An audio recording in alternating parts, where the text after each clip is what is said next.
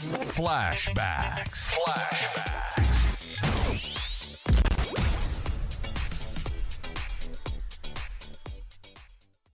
Be there, see it, feel it, breathe it. 'Cause being there when you hear the roar, being part of the crowd when your team has scored.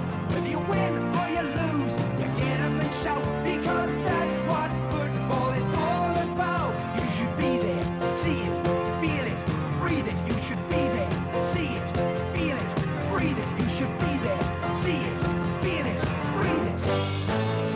The footy, you just can't beat being there.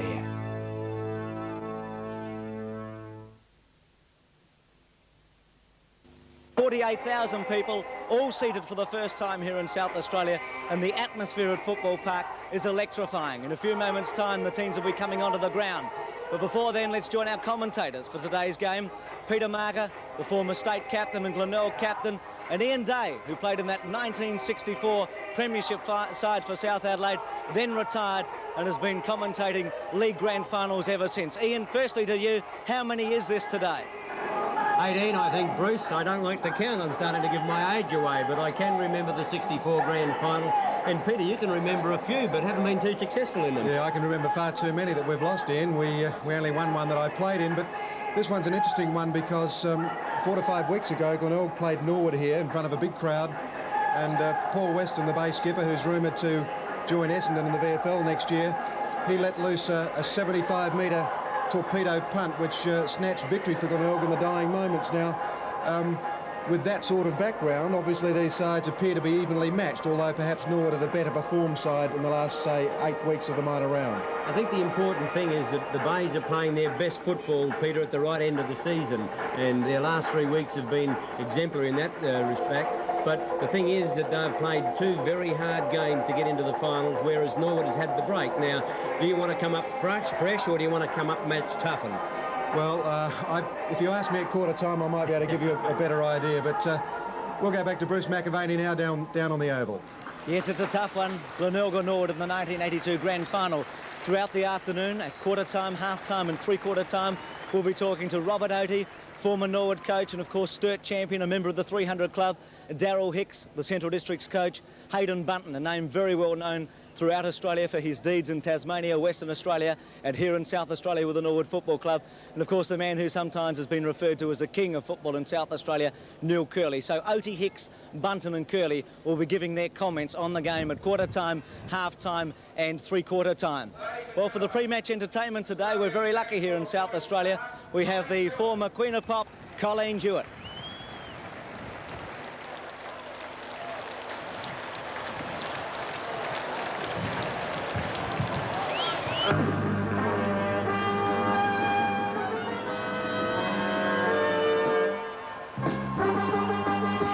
There's a track winding back to an old-fashioned shack along the road to Gundagai, where the blue gums are growing, the Murray Bridge is flowing beneath the sunny sky, where my mommy and daddy are waiting for me, and the pals of my childhood once more I will see. Then no more will I roam when I'm heading straight for home along the road to Gundagai. Everyone! Winding back to an old-fashioned track along the road to Gundagai, where the blue gums are growing, the Murray Bridge is flowing beneath the sunny sky, where my mommy and daddy are waiting for me, and the pals of my childhood once more I will see. Then no more will I roam when I'm heading straight for home along the road to Gundagai. Well, I must say that it is a great honour to be here today, and I'd like to welcome everyone that are jam-packed in Football Park here, and also a big welcome to the people that are joining us, the millions of people right around Australia. would just like to say a very big welcome to the 1982 South Australian National Football League Grand Final. I'd like to see all the Glenelg right arms up in the air. All the Red Lakes arms up in the air. Sing with me one of my favourite Australian songs, and loud and clear. Waltzing Matilda, waltzing Matilda, you'll come a waltzing Matilda with me. And he sang as he watched and waited till his billy boiled. You come a waltzing Matilda with me. Come on, waltzing Matilda, waltzing Matilda. You come a waltzing Matilda with me. And he sang as he watched and he waited till his billy boiled. You'll come a waltzing Matilda with me.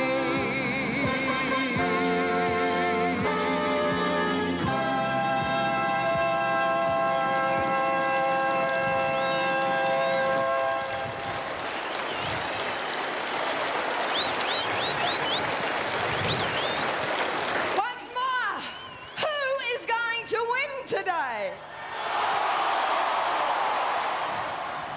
Well, let's get on with it then, won't we? Yes, let's get on with this game.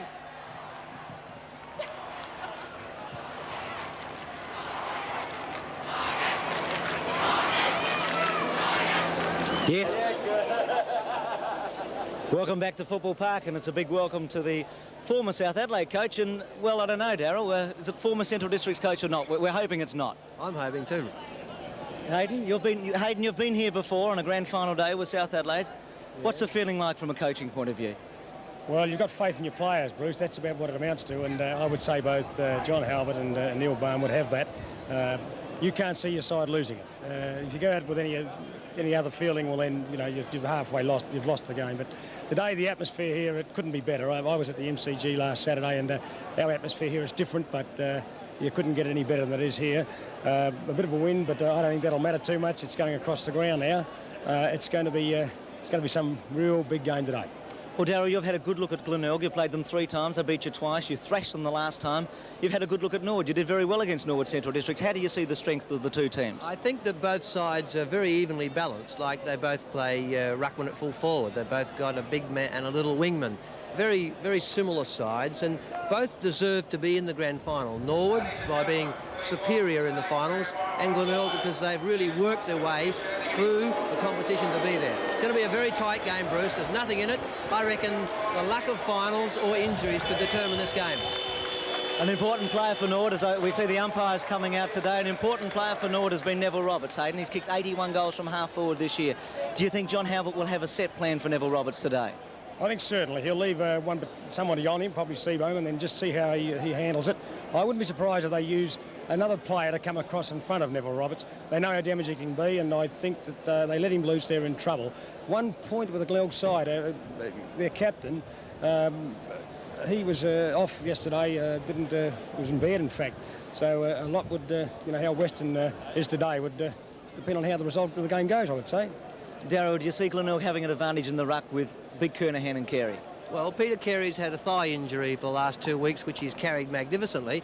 The little bit of wind, though, means that the bigger men in the game, Carey, Weston, Corns, and for Norwood, Button and their ruckman could be a little bit disadvantaged. So the ball will come to ground a lot more, and I think it's the running players through midfield who will determine the game.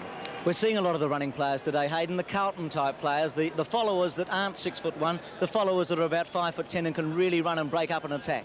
What they do, and what Carlton did very, very well, was to break clear. When they get possession of the ball, they don't hurry their kick. And accuracy is everything. If you can steady yourself and balance before you kick, and you've got the players that can run, break clear, only by 2 or 3 yards, they're hard to pull up or to catch up with, and they just have more of a deliberate kick. And I would say the side that doesn't kick the ball with quickly and just uses a little bit more balance and takes what time they have, if they do have a yard or two, will win this game, because accuracy is everything, particularly in grand finals. Darryl, there are a lot of players playing today that haven't played in the grand final, haven't seen a crowd as big as this in Adelaide. Do you think finals experience is a very important thing? Yes, it is. We certainly found that when we were knocked out quite easily. But for each of the new players, I think both sides have got approximately the same number of young players in the side. And whilst they're very excited as they run onto Football Park, 5 deep breaths and the first touch will even up all that.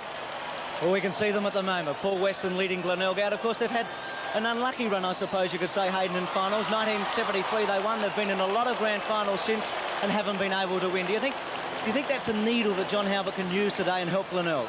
Of course it is, because the disappointment of those finals are felt not just by the players. Some of the players played in those 4 they lost. I think it's 4, Bruce. But a lot of the people in the club, the Harry Kernahans, all the administrators, the people are there year after year after year. The look on their faces just before you run out, it must mean something to the players. They must be feeling themselves, we won't let you down today. And certainly that's an incentive, a greater incentive for Glenelg. But then again, Norwood, Norwood are a side with a lot of pride, a lot of tradition. And, they'll be out there. I don't think anyone will give an inch today. Well, we're just about set for the game. Both sides are out there. Thank you, Darryl Hicks and Hayden Button. Let's join Peter Mark and Ian Day once again with the teams. Thank you very much, Bruce. And the teams are on the oval now, both sides, Norwood and Glenelg, and the start of this 1982 grand final not far off. We'll have a look at the Norwood side and see how it lines up.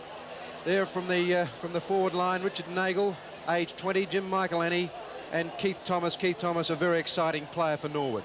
Along cross half forward, Gary McIntosh has been a great player this year. Neil Button, he was a ruckman, but now he's a big burly centre half forward. He's age 30. And Neville Roberts, the man that's kicked 81 goals, a former Richmond player at half forward. Actually, he plays out of a forward pocket. Across the wing, across centre, Duncan Fosdyke, Philip Gallagher back after injury, Andrew Aish, brother of the 1981 Magarey medalist. A good centre line. Half back line, Frank Stemper, former Woodville player, 30 years of age. Jim Till, the strong man at centre half back, he's age 26, and Danny Jenkins makes up the half back line. Across full back, a very strong full back line. Tom Warhurst there at full back, playing very good football. Bruce Winter, he's played a lot of games. He's in the back pocket, and Wayne Schmal took over from Greg Nicholson when he got injured earlier in the year.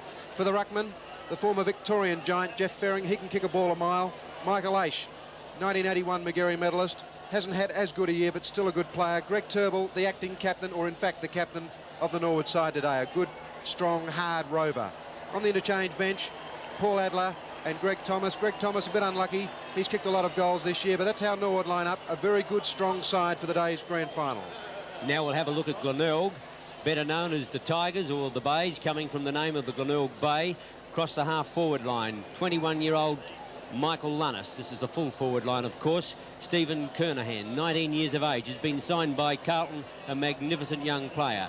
Peter McInerney, 28 years of age. Across the half-forward line, Chris McDermott, only a young player with plenty of promise. Paul Weston, a doubt as to whether he will play in South Australia next year or start in the VFL. Ralph Sewer, a veteran of many, many games, 31 years of age, comes from Woodville, yet to play in a final. He's getting his opportunity this afternoon. Across the centre line, Chris Duthie, David Holst, David Marshall, a very nippy trio. Half-back line. Go across the half-back line, we'll have Peter Maynard, an ex-Melbourne player. Graham Corns playing in his 8th grand final. John McFarlane, the full-back line. Jim Liu. David Frost only got his opportunity a few weeks ago and playing grand football at full-back, and John Seabohm. The interchange players, or first ruck, we'll have a look at first. Peter Carey, a player who's been under a cloud with a thigh injury in recent weeks. John Painter, and the 1982 Magarey medalist, Tony McGuinness, only 18 years of age. The interchange players, Michael Farquhar, who only came out of retirement a few weeks ago, and he's already back in the senior side playing in a grand final, and young promising player Tony Simons, 20 years of age, and the Tigers playing in the black Guernseys with gold sash. Everything in readiness now for the start of the game. The two umpires in charge, Laurie Argent, just saying hello to Colleen Hewitt there, very close, having his first grand final, and Des Foster, whoa! Well, he's had his good grand final already. He's the veteran of South Australian umpiring, our top umpire for many seasons, and he's having, I think, Peter, his 3rd grand final, is it? Yes, I think it is, Ian. He's Had a lot of grand finals experience, and I guess it's certainly a big day for the umpires because, like it or not, they've got a very, very important job to do, and let's hope they do it well. The two captains coming across now. There's Paul Weston, under a cloud yesterday, in bed with the flu, and there's Greg Turnbull, who took over the reins from Philip Gallagher when he fell out during the year with an injury. Here's the toss.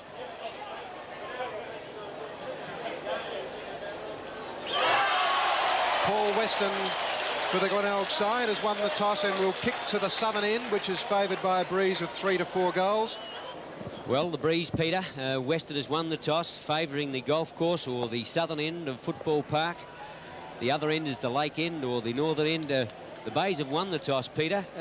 Worth what, 2 or 3 goals? Yes, I think so, Ian. A very important toss to win. The elements do have an effect on the game down here at Football Park. We're not far from the ocean. Across to the left, you can see the lake of the West Lakes development here, and the beach would be what, only a half to 3/4 of a mile away. The wind blows in a swirling effect around this oval, and although at the moment I think it's going in a southerly direction, it's worth 3 to 4 goals. Glenelg have had a hard run. They've had 3 hard finals matches. They need a good start. They've got the breeze, everything all set to go for the grand final in 1982.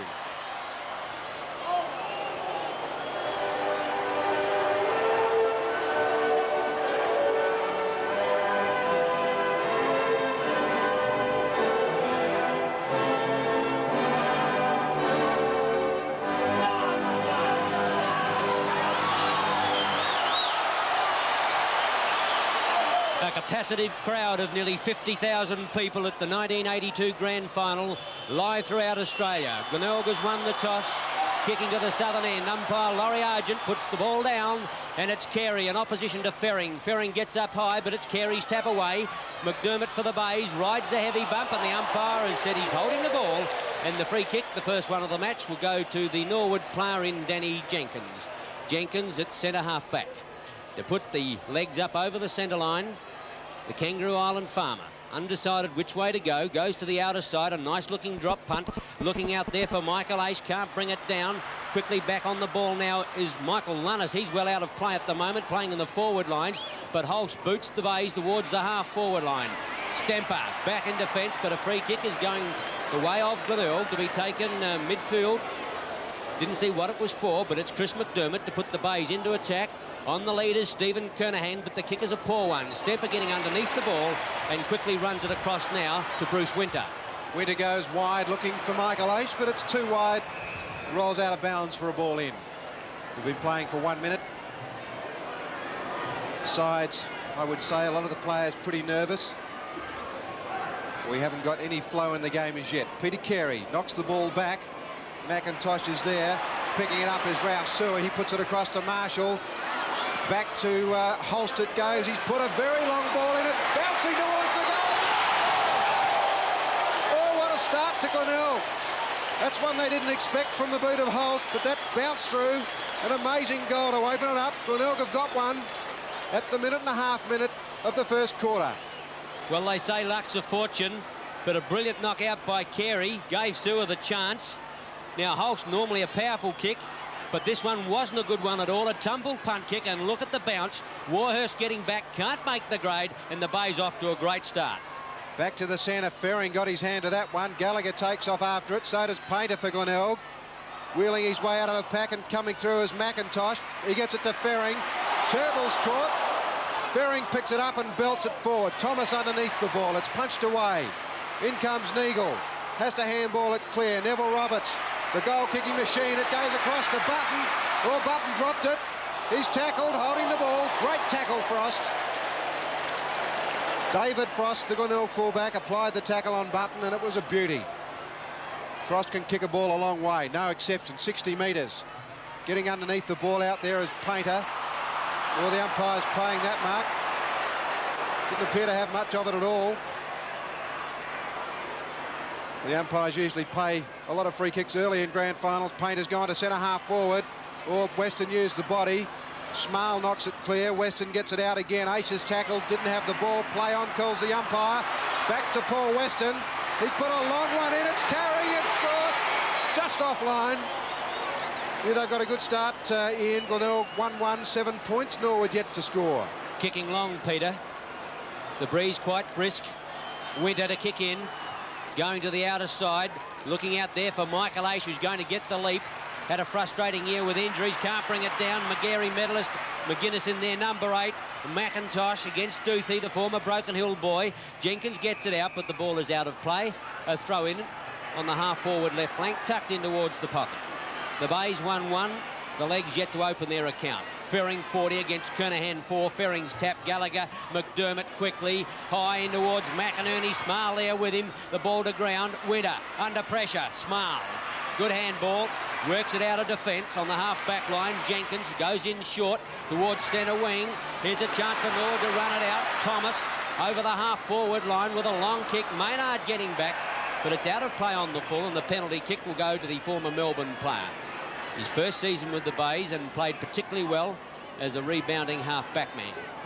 Well, the kick is not a good one, dropping well short. Smothered. Getting back on it now is Turnbull, undecided where to go. Had to go and gather his own handball. Could got a free kick for a push in the back. Fosdyke in. He'll get one. Fosdyke, number 25, plays it on. Turnbull dropped the ball but recovers quite well. Kicks it further afield. Good mark on outside by Michael Aish. The kick is to centre half forward. Michael Annie for Norwood got up. Couldn't take the mark. There's Button. He's caught again. He may not have the pace to go with them today in these conditions. Peter McFarlane's been given the job on Neville Roberts. He's kicked almost 50% of Norwood's score in the last 4 weeks. The bounce at centre half forward. Button's there for Norwood. Oh, he's getting a free kick too. Peter Carey for Glenelg, not happy about that one. It's pretty hard to pick when 2 big guys lean on each other. And normally a play-on decision, but Neil Button's got the free kick. Nicknamed the Bear for obvious reasons. Very strong body player. The wind holding it up. Players up, but Peter Carey in front took the mark. Peter Carey has played with an injury in the last 3 weeks. He gave it across to Marshall. Marshall kicks it long, but he hasn't kicked well. Michael Aish for Norwood has his feet taken from underneath him, but finally gets boot to ball. Corns up high. Oh, Michael Annie. Number 31 is Jim Michael Annie for the Norwood club. Took a strong mark in front of a pack. The Glenelg players forgot to punch it away. Good strong mark. Now he's probably too far out to score against this breeze. He'd only be 40 to 45 metres out, but the breeze is strong. It's against him. Kick on the way. That's coming back beautifully. Well, that's an important goal for Norwood. Put that one down to Jim Michael Annie. 1-1 Glenelg, a goal to Norwood, and that's a fine mark. Michael Aish did this brilliantly to get past the tackle. Now the Bays tried to spoil. Michael Annie 31. In goes Carey trying to get the thump away, but Michael Annie, who's played 123 senior games, he's a fine mark and converted for his 125 games, beg your pardon, converted for his first goal. Back to the centre, Ferring and Carey again. That's McIntosh, got the quick handball out. That's a high tackle on Turnbull. Turnbull has got the free kick. He's a courageous player, Turnbull. He's played for many years under difficulty with bad leg injuries, but he's playing very well this year. Schmal, not known for his pace. He got around McInerney pretty easily, put it forward. Neagle's got it. Rick Neagle, a first-year player. To full forward it goes, or Button's getting under it. One hand up, couldn't take the mark. Graham Corns couldn't pick the ball up. David Frost boots it clear. It's gone very wide, over the line for a ball in. At the 7-minute mark, Glenelg 1-1, Norwood 1 goal. A throw in on the half-forward right flank. Button ambling across to take the throw in. He's stationed at centre half forward. Obviously, he'll take the ball in the forward lines when it goes out of play. Corns to Duthie is good football to the half forward line. Weston plays that one beautifully. A chance. Painter, he's got to get round Ferring. No, goes for the long kick in towards full forward. Kernahan there getting back. Stemper, the youngster, right there as well. Coming through the pack, Michael Lannis. Smothered off the boot. Here's a chance. McGuinness, the bounce will decide. Winner gets it down. Does this beautifully. Under pressure, gives it away. Smart. Teal. Long kick out towards McIntosh. Been set up, however. And McDermott comes over the top and takes the mark. McDermott, centre wing outer side. puts a high ball in towards the half-forward line. No one putting any pressure on McInerney. He takes the easy chest mark. It dropped quickly. Maybe they were just fooled a little bit by the strength of the breeze or the way the ball dropped quickly. But McInerney is 45 metres out, favoured by the breeze. A good kick will make the distance. Underway, drop punt. It's just offline. 1 point to the Glenelg Rover. And they move to 1-2, Glenelg a goal. Bruce Winter, the fullback for the Norwood Football Club, will kick in to the outer side of the ground. Michael Aish behind. Up, can't take the mark. McDermott knocks it away. Jenkins, number 3 for Norwood, has the ball smothered well by McInerney for a ball in. Games can be won and lost with inaccurate kicking. Glenelg so far have missed a couple they should have got. Teal, 33 for Norwood, gets the knockdown. Aish, Michael Aish. The handball came out to Gallagher. Not a good kick. Ralph Sewers marked it for the Bays, and off they go. Maynard from half-back, running the ball forward. Underneath it, Kernahan can't mark the ball. Fosdyke ran over the top of the ball. He's tackled. Warhurst is caught with the ball. Schmal dives on it. Players stack up, and there'll be a bounce at centre half-back or centre half-forward for Glenelg. 9 minutes or 9.5 minutes into the first quarter now. The breeze favouring the end to which the Tigers are kicking. There's Fosdyke for Norwood. Winter. Michael Aish getting plenty of touches. That goes long to McIntosh. Over the top to Keith Thomas. Norwood have got a run on. Oh, the kick's not a good one. Maynard at half-back takes a good mark. Maynard springs on the half-back line, gets it across to Liu. Liu got his opportunity when Stephen Barrett broke his leg in the preliminary final. He finds Carey, forced to kick with that left leg. A pulled driving muscle on the right leg prevents him from kicking that side. Beautifully done to Stemper. Fosdyke, McIntosh, second opportunity, centre wing, puts the legs into attack up towards Roberts. McFarlane there, Roberts, one grab, can't complete it.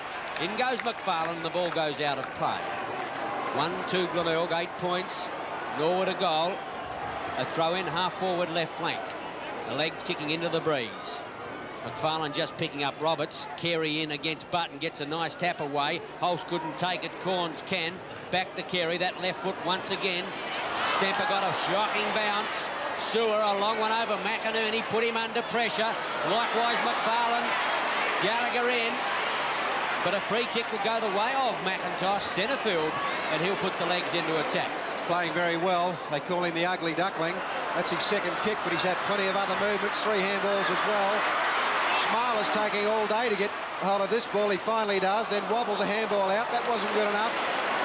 Away goes McGuinness. A long kick to the half-forward line. That's Painter. He put the ball down. Should have marked it. Jenkins got it to Teal. Teal is a strong man. The handball goes back to Jenkins. Shorty goes back to Wayne Schmal. Schmal, a young player. First grand final. Shorty goes.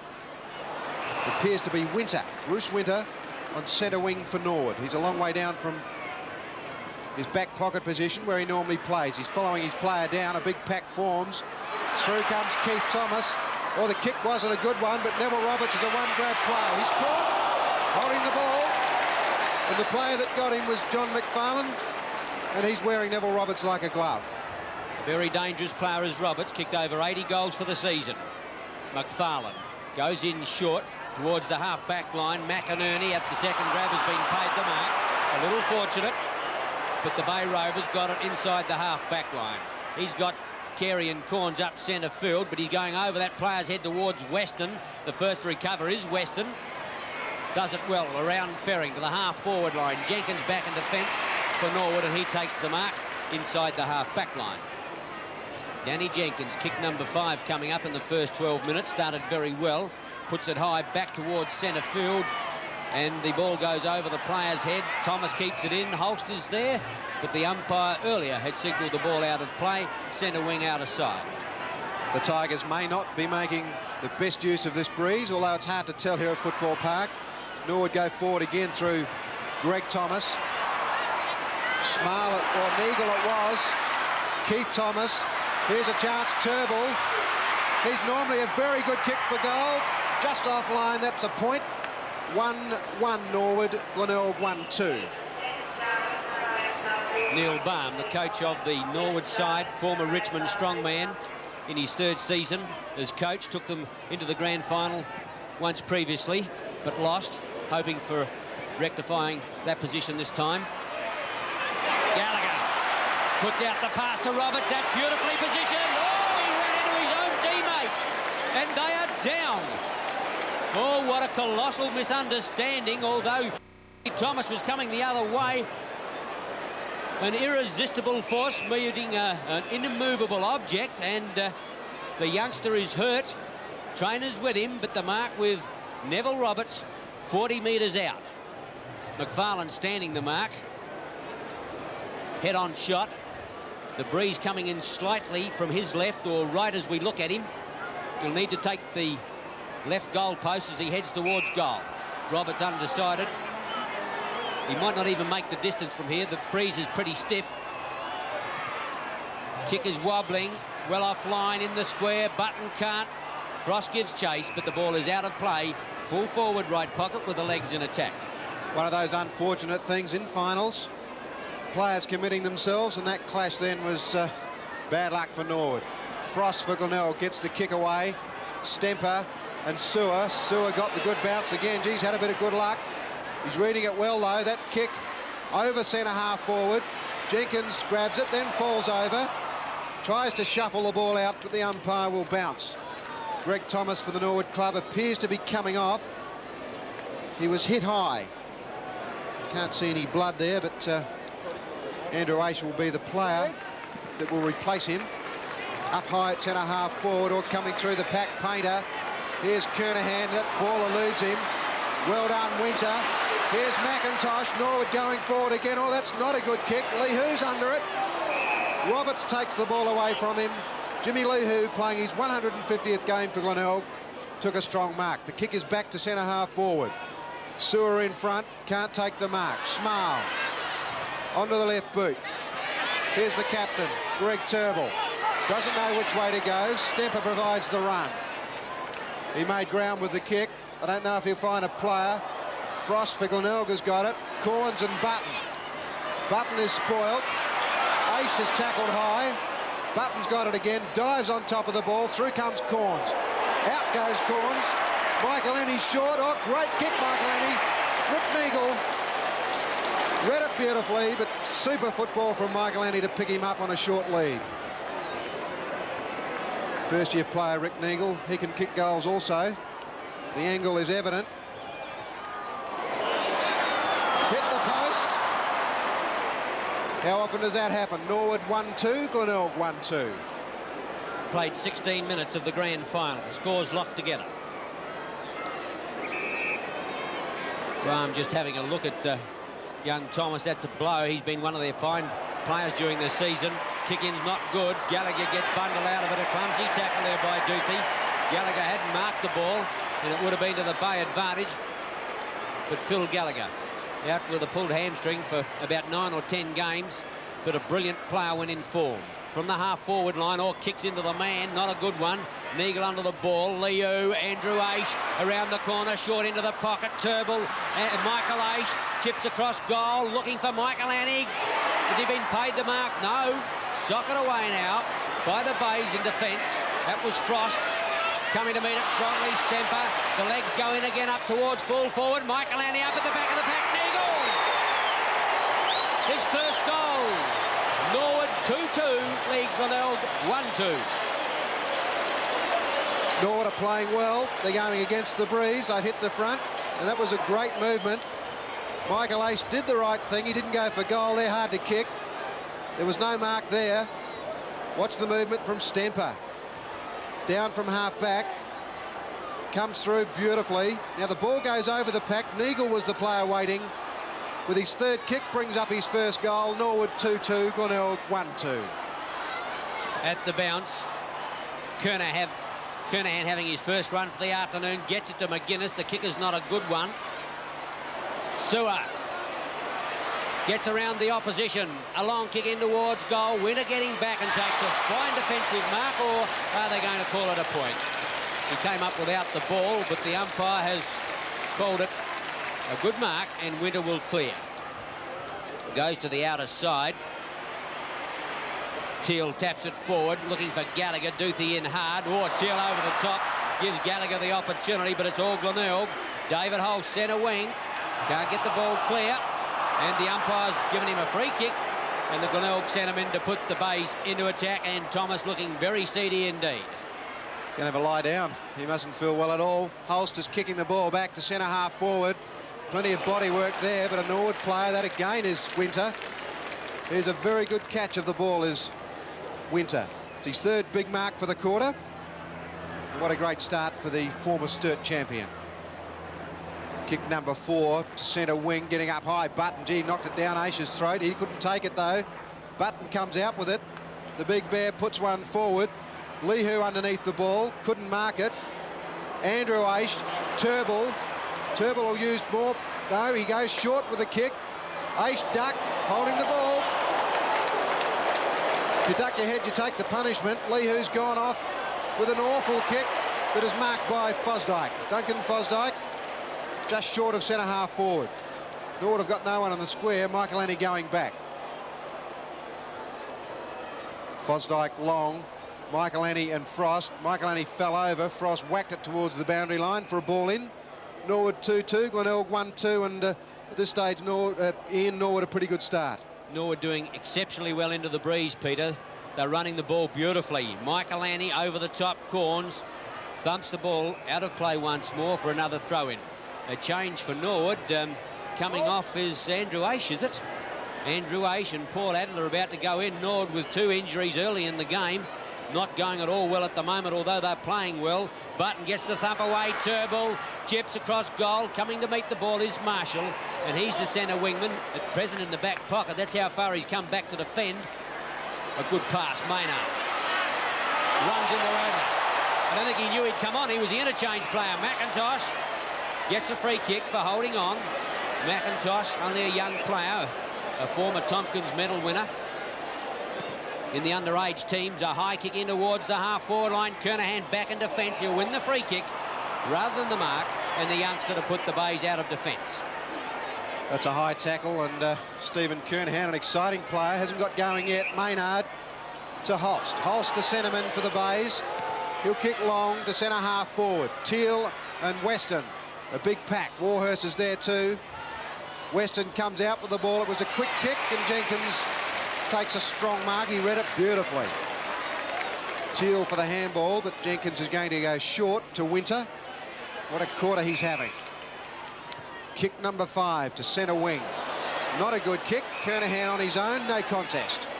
He's got loose players. Oh, not a good kick. Fosdyke, he's got long arms. Caught. Lucky. Short. Turnbull. Turnbull will take off. Roberts is on a lead. Beautiful pass. Straight down his throat. Neville Roberts is a goal-kicking machine. He's a professional goal kicker. He's paid to kick goals. Let's see what he can do with this one. Against the wind. Lined it up. The ball coming away but slipping off slightly. A point. Norwood 2-3. The Tigers 1-2. I think his pay packet will be a bit lighter this week, Peter. Yeah, they might fine him. Norwood doing well into the breeze. Frost. A magnificent kick. A ground covering 60 metres. Oh, Ferring dropped what he should have easily taken. Sewer over to McGuinness. They go in long up towards full forward. Carey holding ground. Can't bring it down. McInerney. Fine goal. McInerney's first. The Bays 2-2. Trail Norwood 2-3. Put that one down to this mistake. A mortal sin. You can't do that. Sewer to the Magarey medalist. McGuinness, long he goes. Schmal didn't have the pace to go with McInerney. Onto the left boot, through it went. Mistakes in grand finals. They're murder. Glenelg 2-2, Norwood 2-3. The centre bounce. It'll be Kernahan again. This time Ferring having a rest. And Michael Annie against that player. Kernahan's tap away, but it's Thomas who got it out. McIntosh, beautifully done. Nagel, Gallagher's running. In go the legs again up towards full forward. Getting set again. Roberts. Fine mark. The second time he's got clear of McFarlane to take an important mark in front of goals. Eyes on it the whole time. McFarlane tried to thump away, couldn't make the grade, and this time Roberts is a lot closer goal. Only 30 metres out, and he'll need to take the left goal post. The breeze coming in swirls from that area. This time he's found it. He's got it. His first goal, and Norwood kick clear, 3-3 to Glenelg, 2-2. Well, they try to stop Roberts on the ground, but in the last couple of weeks he's shown them what he can do in the air. McIntosh, probably Norwood's best player so far, got it out. Neagle gave it to Gallagher. Roberts positioned himself beautifully for the mark. McFarlane couldn't get to him, and the rest is history. Norwood 3-3, Glenelg 2-2. At the bounce, it's Kernahan again, gets the thump away. McIntosh didn't get it the first time, he will the second. Well shepherded, he's still in there, burrowing for the ball. Teal, Smile gets a bad bounce, but he goes back and gets it. Drives the ball to the half-forward line. Adler, he was the interchange player when came on when Andrew Aish went off. The ball on the half-forward left flank. The legs into attack again to the lead of Roberts. Ferring's in there as well. The big fellow up. Can't bring it down at the back of the pack. It's Roberts again. He can't get it. Button wants it. In there is Liu. Roberts over the top. But the umpire will separate players and bounce 20 metres out in front of the Norwood goal. Well, Neville Roberts, number 9 there for the Norwood club. A very dangerous player. He relies heavily on that man on his left-hand side, Neil Button. Down it comes to Button again. He's caught. Down he goes, and there'll be another bounce. Bruce McAvaney. Yes, Peter, Andrew Aish at the moment is having a stitch in his head. He's going to be OK. He'll come back on. And Greg Thomas is winded at the moment. He took a hard knock as well, but Aish with a stitch at the moment. Thank you, Bruce. Yeah, there was a lot of blood flowing from the wound as he came off. McInerney got it out. Oh, there's another player that ducked the head. Corns has got it for the Bays. He gives it to Maynard. Maynard balances. The kick, not a good one. Fosdyke, too tall for Marshall. McDermott, finessed. Neagle, Keith Thomas. Oh, he's caught. He dummied the handball and then ran into a Glenelg player. Peter Maynard, and he put him down beautifully. Heavy body work, good solid football. A throw in. Button makes front spot. Kernahan at the back. Marshall, a long kick centre field. Michael Annie getting back takes a fine mark between wing and centre. Looking for a lead. Players on their heels at the moment. He just kicks in hope. High ball. Button sets himself. McIntosh again, but it's Gallagher. McInerney. McDermott. Rubbers the kick away. Finds Sewer. He gets taken out of it. Butters up again. Can't get clear. The handball's not a good one. McDermott at the bottom of the pack. Tunnel balls it out. Marshall. Sewer again heavily met. McInerney. Peter Carey back in defence. The umpire has paid the mark. It'll be taken by Tom Warhurst on the half-back flank. Yeah, that was a strong mark. Peter Carey would be probably 2 or 3 inches taller. Warhurst played it well. Button from behind. Kernahan even better. Took it off the top of the pack. Probably the best mark in South Australian football. To centre half forward he goes. Weston dropped the ball. He's not known for his marking. Jenkins, Winter again. Teal is loose. That's where the ball goes. Didn't quite get to him though. Duthie for the Tigers. Painter finally gets it back to Duthie. Wide again. Lunnis, he's caught and put down. Schmal through his legs. Off the ground. Weston puts one over his head. Here's Lunnis.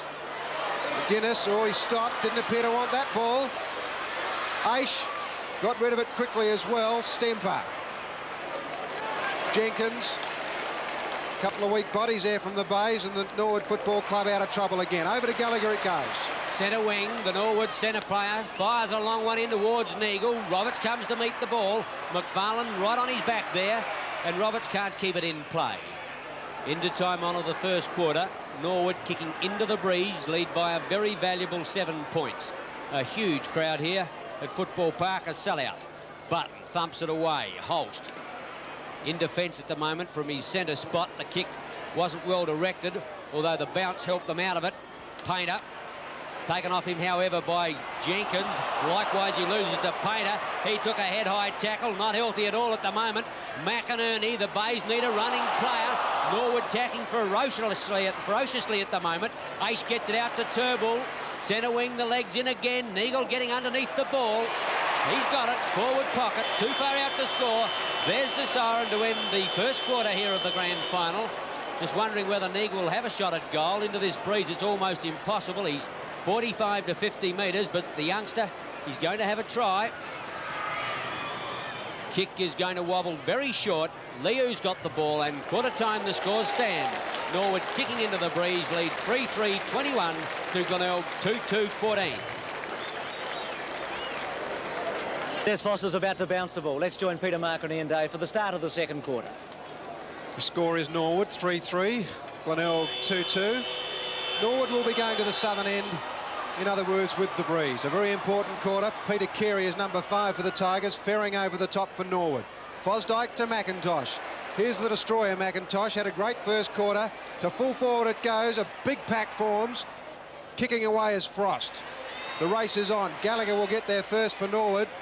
Can't get rid of Duthie holding the ball, according to umpire Argent.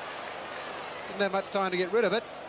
And Duthie, the strong Glenelg wingman, will take the free kick. He kicks it to centre wing. Peter Carey up, no mark. Down it goes. Holst ran past the ball. Button kicked the ball forward.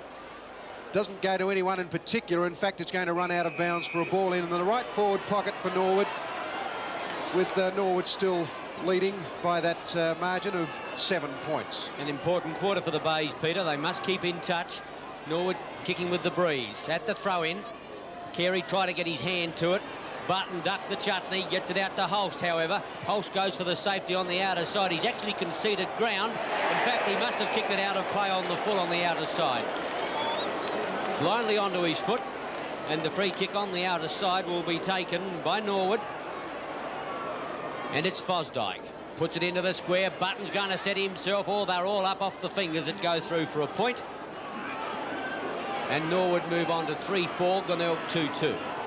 Glenelg look a bit lethargic to me, Ian. They had a very torrid game last week. I wonder if they played their grand final then. Only 6 days to recover. Being on a Sunday wouldn't have helped, Peter. No, it hasn't. Here's David Frost, or known as Jack Frost, down at Glenelg. Kicks a long ball out. Peter Carey from behind. Took a good mark. Well, he's tried to play it on. He's got Marshall. McGuinness in the centre of the ground. Adler. Here's Teal running down from centre-half back. He's going to have a pop at goal, but he won't get far enough. The pack forwards off. Big mark, Michael Annie. He's taken another very strong mark. Watch it in replay. He's in front of the pack. What stronger hands he's got. Jim Michaelani, number 31. His 4th kick coming up. The goal here would be most significant. Makes no mistake at all. Splits the centre for his second goal. Norwood 3-4, Glenelg 2-2. Brilliant rebounding by the Norwood half-back line. We saw Stemper in the first quarter. Now have a look at the bad bounce that went against McGuinness. He was unfortunate there. Adler beautifully done to Teal, and he strode through the centre line. I think he went for goals. He just came off the side of his boot somewhat. But Michael Annie beautifully in position and a strong pair of hands. He's no stranger to grand finals. He was a member of the 1978 grand final, winning grand final side for the Legs. Back to the centre. Carey gets the tap down. It goes to Holst. Holst goes wide. McInerney won't quite get there. Yes, he does. He gathers the ball beautifully. Puts it back towards Sewer. Weston there as well. Takes the ball close to the line. Here's a chance, Glenelg. McInerney running. Kicks it across towards Michael Lunnis. Lunnis has got it now. Back to McDermott it goes. All got a bad bounce. Winter fell over. A pack formed. Smile. Smothered. Kernahan fell over. And the umpire will bounce. Norwood 4-4. Glenelg 2-2. And Glenelg would certainly have to lift. They're not playing well at the moment. They look jaded. Ferring, number 40. Give him the free kick away, put the leg out. Kernahan was on the end of it. How did you see that one in? Well, Peter, the umpire paid it for an illegal push away. It's a difficult decision for us to make from down here, or up here. But it's an important kick for Glenelg, because young Kernahan's only 20 metres out. And they were starting to trail a little bit. It might give them the lift. You might say that they're looking jaded, Peter, but they might still be stronger at the end of the game. Kernahan's kick is a shocker right off the side of his boot. And the Bays badly needed that lift. A point to Glenelg 2-3. Norwood is 4-4. He doesn't normally miss them either, Ian. He's a very good kick for goal, and you put that one down as a big mistake. Winter. Bruce Winter kicking off. Teal and Weston, or Ferring's there as well. Gallagher read it beautifully. He was tackled when he didn't have it, gave it back to Teal. Teal is starting to become an attacking player from centre-half back. Michael Ace is on the end of that. That goes to Jenkins. Norwood on the march. Jenkins' kick, not a good one. Terrible kick, in fact. It's gone out on the full, but the umpire's found a free kick. I think he's going to bring it back and give it to Jenkins. He's paid an FAD, a free after disposal. I'm not sure whether he's going to bring it back and give Jenkins another shot for goal, or it's going to be given to Neville Roberts in the right forward pocket. I think Rocky Roberts is going to get a free kick. You did right, Ian. You called it right. It was a free after disposal. Roberts was closest. What a player to give it to. Roberts has got the ability to disguise a short kick very well. If there's any movement on, he'll use it. Here it goes. Oh, he's brought it right back to centre-half forward. Brilliant movement, Roberts. He's an out-and-out champion when he's got the ball. Conceded 40 metres to give that to Teal, and the kick was spot on. Gee, you wouldn't want to do that, and for the kick to miss, it'd be terrible. Kick number 4, Teal. He's given it a great deal of length that's gone through. Teal has got a goal for a centre-half back. That's not a bad effort. Norwood 5-4, Glenelg 2-3. What confident football, Peter. There's the centre-half back. He was prepared to run 100 metres from centre-half back to centre-half forward to take the pass from Roberts, knowing full well just how clever Roberts is at disguising the short pass. And he conceded, I would think, 40 metres, you were right, and what a magnificent kick for goal. Norwood 5-4, Glenelg 2-3. A very important part of the game coming up. Big Jim Ferring doesn't quite know where to go. I think he thought he might run through the umpire then. He's jumped far too early. Turnbull had his head taken off nearly. McDermott for Glenelg plays it out of the centre well. Kernahan in front. Here's a chance. Couldn't take the mark. Strong opposition. Teal, Weston, McGuinness. Here's a chance to the Bays. No, he's offline as well. How far offline? No, he got a point with it. Glenelg 2-4, Norwood 5-4. The Bays missing opportunities that could cost them dearly. Bruce Winter, a veteran of more than 250 games. Fine kick, thumped further forward by Gallagher towards the half-forward line. Falls under pressure. Well scooped out, Button, Turnbull, a long kick in towards full forward. Roberts out in front of McFarlane again over his head. Michael Annie at the back. Frost comes to meet that player and forces the ball out of play in the full forward right pocket. Almost 8 minutes into the second quarter. Norwood by 18 points. Michael Annie just looking for his opponent. We'll find that it's Carey who'll be coming in just a second. Button there in support. Carey into the action now. Corns with him. Michael Annie's tap away, finds Roberts, can't dispose of the ball. Neither can Michael Annie. Force clear, loose ball. Turnbull trying to work the ball. Painter, well done, can't get it clear. Marshall. The Bays desperate in defence. Holt, there's their centre player in the back pocket at the moment. That's how far they've got to work to get the ball. Maynard high, setting himself. Button against Corns. Button, too strong in the air, a fine mark. Had to wait for the thundering herd, but he kept his eyes on the ball the whole time. Corns came back again him. I think he might have dropped the ball in the end, but the umpire had sympathy. Gave it to him. He's 45 to 50 metres out. Should make the distance with the breeze. Although he's not confident, he's going to Teal. Intercepted. Weston, fine mark. Brilliantly done. Teal once again coming up ground, trying to get into the forward action. There's his opponent, Paul Weston. He's supposed to be centre-half forward. In fact, he's centre-half back at the moment. Fosdyke couldn't take the mark. Stemper does it well from half-back. Gee, they're attacking Norwood. They've got all their players running forward. Neagle, good mark. They want 15 metres, but they're not going to get it. Rick Neagle, one of the younger players for the Norwood club. Kick number 5, lurking in the square is Neville Roberts and Michael Annie. Gee, it's not a bad kick. It's coming right in. Oh, I think he's kicked it. Yes, he has. That's 2 goals, Neagle. Norwood now 6-4, Glenelg 2-4. What a tremendous young player is Rick Neagle. Fewer than a dozen league games. The ball to the outer side. Stemper, a brilliant rebound effort once more as he fought the ball along the outer side. And look at the pass off the left boot. And Neagle took it well out in front of his eyes, and from that position, 45 metres out, kicked his second goal. Back to the centre. Ferring thumps the ball to centre half forward. After it is Fosdyke. He ran past the ball. Michael Ace left it behind as well. Painter got it back, didn't have a look. Jenkins took off without looking as well. Carey, high tackle. McDermott feints. He's going to be caught though, but gets his kick away. Teal under it. Thumps it away from Weston. Stemper back to Teal. Further afield it goes. Neagle again. The handball is too quick to Teal. He drops it. Jenkins applies the body.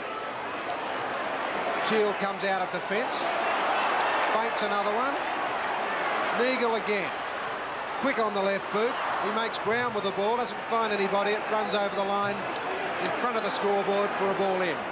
Norwood by 24 points. Ominous signs for Glenelg in. Tremendous work then by Teal. I agree with you, Peter. The Bay struggling, but Teal, a brilliant game at centre half back. Hole smothered. McFarlane close to the line. Thomas and McDermott. Stemper. Corns try to get it away clear. McDermott again under pressure. The Bay's being tackled very quickly, just cannot get any freedom at all to dispose of the ball accurately. 6-4 to 2-4, a lead of 24 points. Kernahan pushed out, however, by Button, edged it forward, close to the line. Maynard's got to get a free kick. The ex-Melbourne player has been one of their good players. There's John Halbert, coach of Glenelg. Kick number 5, Maynard. Ferring from the back. Oh, a giant leap from the ruckman. I think he might have taken it. Well, who did take it? Ferring wants it. No, he gives it back to Thomas. He must have marked it in front of the pack.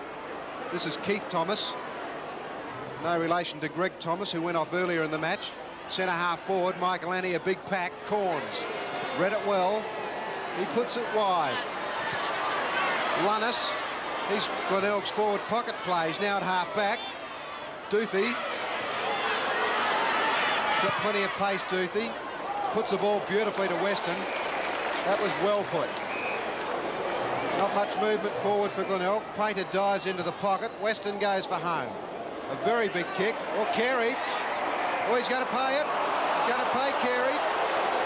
He didn't have much of the ball in. Peter, I think he possibly paid the free. Let's have a look at it.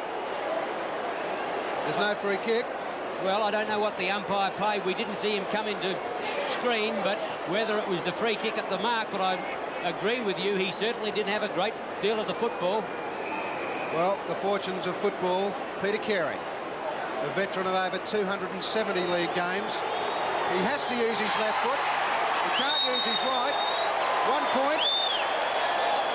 Peter Carey, unfortunately, has got a pulled driving muscle. He just can't use that right foot at all. And that's a problem. Glenelg 2-5, Norwood 6-4. 3 important shots for goal I've missed this quarter. If they'd got them, they were right in this game. You're never dead until you lie down, of course. 6-4 to 2-5. Winter. Towards Jenkins. Couldn't take the mark. The ball out of play. Played 13 minutes. Conditions warm for the players. Could be a war of attrition at the end, although Norwood, the way they're moving the ball at the moment, it might not be needed in the last quarter. Duthie. Sewer. McIntosh. Jenkins. Not a good kick at all off the side of his boot. And the penalty free kick will go to Chris McDermott. McDermott, 14 is for Norwood there is McIntosh. Chris McDermott puts a long ball to centre half forward, or Winter's left his man, but then takes the mark. Oh, he had to take the mark. If it went over the pack, he would have been caught right out. Bruce Winter playing well. Kicks to centre wing. Corns in front. Button knocked it away. Through comes Seabohm for Glenelg. Then McDermott. He's caught. Down he goes. The umpire let it go. Weston. Teal nearly took him out. Corns gave it to Holst. Holst is going for home. Gee, that's not a bad effort. The bounce will determine the goal. Back to Winter it goes. And then to Warhurst. Gee, they're playing well in defence, Norwood. Now Aish has got it. Michael Aish can't get into the game. Although when he grabs the ball, he normally does something with it. Button in front, no mark. McDermott, Weston, beautiful handball. Weston to Carey. Uses the body well. That's a mark. We don't mind them playing that one. Now let's have a look at Carey. There's the mark. He used his left boot again to go to fall forward. Weston couldn't mark it. Holster's come in. He can't kick a goal, though. I think Jenkins just about threw it through. Almost a gridiron goal. Norwood 6-4. Glenelg 2-5.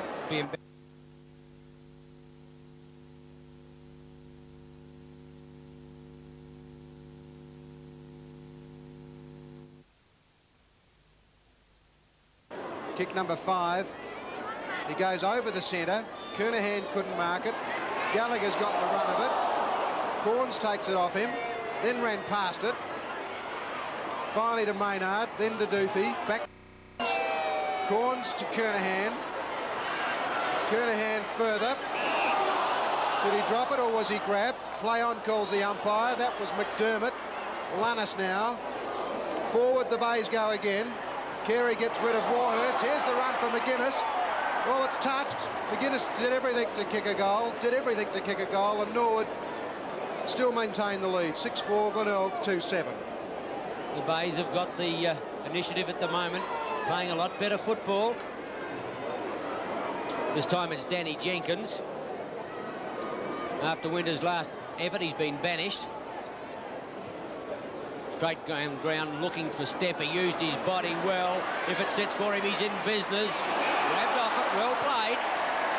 Frank Stamper to put the legs into attack between centre and wing on the outer side. The former Woodville player has announced his retirement. The way he's playing, I think a lot of people will try to talk him out of it. Kicks long towards the half-forward line. Corns, a fine mark in defence. And the 34-year-old will go back to put the Bays out of defence. Only his second kick. Carey's out there, used his body against Ferring. Fosdyke. Marshall. Nowhere to go. Carey won't be able to get there. Ace beat him to it. Neagle working hard. Carey still in there working, won't give it away. A strong effort from the Bay Ruckman, carrying that right thigh, and a bounce down half-forward left flank. The legs in attack. Peter Carey had to do a lot of work then.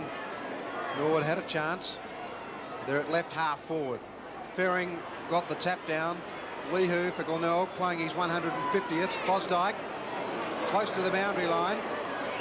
McIntosh. Adler that was. Roberts in front again. Dives for the ball but couldn't take the mark. Lehu takes it over the line for a ball in. Both teams struggling for a winning forward, Peter. Yeah, Roberts is being blanketed at the moment, or the ball's not being delivered. That was high on Carey. Carey will take the free kick. That was against Button. Peter Carey, no, he gives that one away. He doesn't want to use the boot at all. He gave it to McGuinness. A big leap from behind. Teal couldn't take the mark. Schmarler's tackle. Here's a run. McInerney's got it. He's very quick. He's got Painter short. Oh, not a good kick. Warhurst came out, took a great mark low to the ground, a good defender's mark in. Yes, the Bay's not kicking well, Peter. They should never have let that ball get away. That's how you should kick the ball. Turnbull, centre field. The legs over the centre line. A long one now in towards the half-forward line. Coming to meet it, Roberts. He'll need support. Finds it from Ferring. Can't get it onto his boot. Well done, McFarlane, to get it over now to Frost. Frost breaks clear and drives the ball towards the half-forward line. Stepper can't make it. Lunnis takes his eyes off the ball. Jenkins back in defence. Will give the chance now to Teal. He's well clear. Goes in short. Beautifully dispatched. And finds Adler centre half forward. Roberts on the move. That's the way the ball will go. It's too far in front of him. And it'll go out of play in the full forward right pocket. 6-4 Norwood, 2-7 Glenelg. 20 minutes in. Ferring off the ground in the interchange for a spell. Andrew Ace back on the turf after being stitched up. A throw in. Button over the top. Back towards McFarlane. Roberts there as well. McFarlane goes for the safety of the line. He had Lehu there, but missed him with a handball.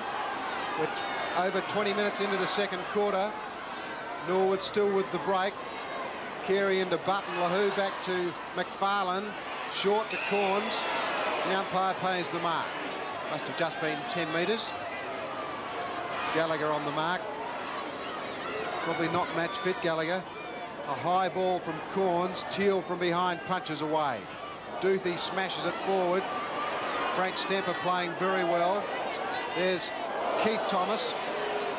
Or Gallagher misjudged or mishandled the ball, took it over the line for a ball in. 21 minutes in, Norwood by 21 points, and the Bays would have to do something. But Peter, they're hanging in there, and that's pretty important. Yeah, they're missing easy shots for goals as well. Duthie missed it completely. Down went Aish. Aish the free kick. Michael Aish won the big area medal last year. Hasn't had that good a year. He kicks it to his brother Andrew. He's got nowhere to go. He swings it back to Michael Annie. He'll go long. Big Jim. Roberts is covered by two players. Frost from behind. McFarlane to Maynard. Maynard's going to bounce it out of defence to the outer side. He's got Marshall there or Liu. Liu's going to run into trouble. Well to dispatch over to Marshall. Centre wing towards McInerney. Can't bring it down. Oh, got a beautiful sit. Off he goes to the lead of Lunnis. Right there with him is Winter. Grabbed high, free kick.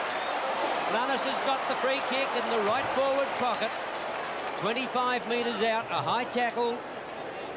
Tucked right in the right forward pocket, however, a difficult kick. He'll be kicking into this fishtail. Let's have a look at it in replay. The first tackle, oh, there it goes.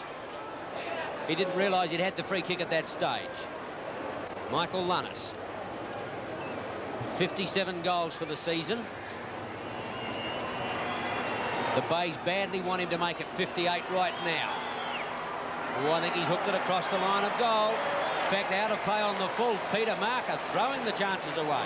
Yeah, they haven't kicked well in. That's not an easy angle at Football Park with the way the breeze swirls, but nonetheless, no excuse for kicking out of bounds on the full. And the umpire's blown the whistle. I don't know quite what for. When you get out of bounds on the full, Peter, I think you've got to come across the mark or with the line of entry where you've got to take the kick. And he went out at a tangent. Naughty boy. Jim Michaelani, he's kicked 2 goals. Put a high ball to Warhurst. He almost put him in trouble. McDermott put him down. Warhurst put McDermott down. Then tries to put Duthie down. Gee, he'll take them all on in a minute. He's fired up. It's his first grand final. He's only a young boy. Aish over the top. Corns. McGuinness. He's caught. No, he got it away just in time. Duthie. In comes Michael Aish. First bit of fire we've seen in a grand final. It's about time something happened. Simon's getting ready to come on. He's a goal kicker for Glenelg too. A ball in at centre wing. Button against Carey. Carey got it down to McGuinness. Beautifully done. Acceleration from McGuinness. He puts it to centre half forward. Or Kernahan almost took it one hand. Well, that's not a good handball from Winter. Given Glenelg every chance. Michael Annie. No, the free kick's going to Glenelg. McInerney was put down. I didn't think the umpire had seen it, but it was there. Free kick to McInerney. Pushing the back, Peter. Well, can they do it this time? They've had a few opportunities. McInerney's 10th kick. He's 35 metres out. The angle is not great. He's kicked a goal and a point. Taking his time. The Bays need him. I think he's got it. McInerney's second goal. At last the Bays have steered one through. 3-7. They trail Norwood 6-4. Let's have a look at the free kick. That wasn't a good handball. McInerney's number 25. He's coming in there now. Now, was it a free kick? I now have my doubts. Nevertheless, it was given. He kicked the goal. Glenelg 3-7, Norwood 6-4. Tony Simon's on, Ralph Sewer off. Into time on, as Peter said. Carey's tap away, but it was straight to McIntosh. He's been quite a little later. McIntosh again. Fosdyke, he's going in with a long one. He's going for home. I think he's got it. Oh, what a goal! Fosdyke's first. Norwood the Bays have got their 7th on the board, 7-4 to 3-7. What value of taking the ball away from the middle. This is the player that did it. McIntosh gave it to Turnbull. Didn't really need it. He gave it back, and then McIntosh beautifully to Fosdyke, and a super kick for goal. Through it went. 7-4 Norwood. Glenelg 3-7, and we're past full time. Turnbull again ducks the head. The umpire let it go. He'll sort the players out and rebounce the ball. Carey in opposition now to Michael Annie. Gets front spot to tap away. Fosdyke can't get it out. Painter wobbles one to the half-forward line. Holst couldn't. Jenkins can. Smart. Fosdyke again. No Stemper this time. A long kick. Andrew Ace clear. Ace, Michael it is. Can't pick it up. Getting back. Seabone. Grubbers one away. Quickly helped there on the half-back line by Painter. Simons. Simons it was over the top. Fosdyke puts it down and it goes out, holding the ball. Technically it was there. This is Marshall. Centre wingman for the Bays. Kick number 7 coming up. He puts it high, the wind holding it up. Over the top is Stemper. Geez, playing well. No need to retire, Frank. You're playing that well, although the kick wasn't a good one. Weston put it back to Simons. Weston was put down. Kernahan in front. Warhurst knocks it away. There's Teal. Plays it wide to Jenkins. He's got Winter loose. And if Winter picks it up, he's got a paddock. He can go 50 metres with this ball if he wants to. Puts it up towards Andrew Aish. Maynard reads it well. There's McInerney. Dummies the ball, gives it to Corns. Back to Painter. Short to Duthie. That'll miss Duthie. Not a good bounce. He did it well, though, to Leehu. Up from the back pocket. Leehu goes long, looking for Kernahan. Oh, good mark, Warhurst. Gee, is he playing well. Certainly realising his potential now is Warhurst. Lunnis has it knocked away from him by Winter. Winter backs it up, or gets it out, but only to Peter Carey. Quick as you like that handball, Lunnis. Here's Painter. Painter will go long. Kernahan in front. Oh, nobody wanted it. The ball bounced. Holst hooks one back. Norwood players everywhere. Michael Annie. What a great effort. He's playing well at both ends of the ground, Ian. Certainly is, Peter. Short to Thomas in the half-back line. Turnbull. Short to the lead of Ace. Oh, he dropped to sitter. Under pressure. Working for the free kick. He can't get it. Gets the kick away. It's not a good one. It's still in touch, however. Corns comes to meet it and fumbles it across the line. 7-4 to 3-7 in a low-scoring grand final. Almost half-time. Carey and Butt. Carey's tap. McDermott. McInerney. Not well directed. Big Jim Michael Annie goes towards the half-forward line. Adler there, can't bring it down. First to recover, Andrew Ace paddling the ball towards the line, under pressure. Corns has done that well. Gives a chance to Frost, who boots long out of defence, but I think he's kicked it out of play on the full. Out it goes, the cheer squad girls there, getting into the thick of it. Turnbull, the captain of the Norwood club. Time running out, 29.5 minutes. Kick number 11 coming up for Turnbull. He's taken his time, went close to the man on the mark. Button at centre-half forward, he'll knock it forward. Through Corns. Maynard. Keith Thomas for Norwood. Did it well. He's got Michael Annie. Michael Annie's got it, gives it back. Brotherly love here. Adler, centre-half forward. Oh, they've got too many loose players, Norwood. What a magnificent pass, Peter. Michael Annie, gee, what a game he's playing. Hasn't been a dominant player for Norwood through the year, but he's doing extremely well. Adler. A goal here would be useful. Adler has missed. Way offline, a point. Norwood 7-5. Glenelg 3-7. And that's the score at half-time here at Football Park in the 1982 Grand Final. Norwood 7-5, Glenelg 3-7.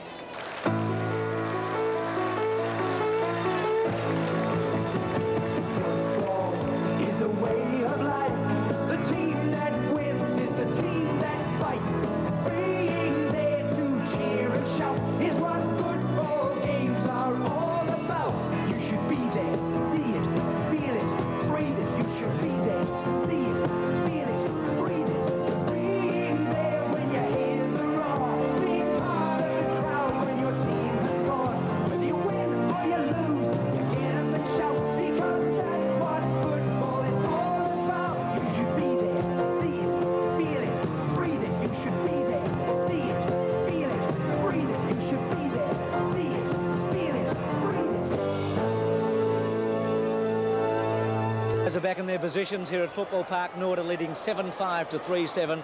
The start of the second half, Peter Marker and Ian Day. Thank you, Bruce. Yes, a 22-point advantage to the legs. Here's the siren to start the second half of the 1982 Grand Final. Carey against Ferring. Ferring front spot. Carey got the thump away, however, out towards Duthie. Quickly into the scene now, coming through beautifully was Winter. Drives the ball to the legs, half-forward line. It's all Glenelg back there. Corns in control of the ball. No, he got a bad bounce. Likewise, Liu. Here's a chance, Neagle. Seabohm runs him down well. The ball to Ace on the half-forward line. Gets clear, drives in a long one.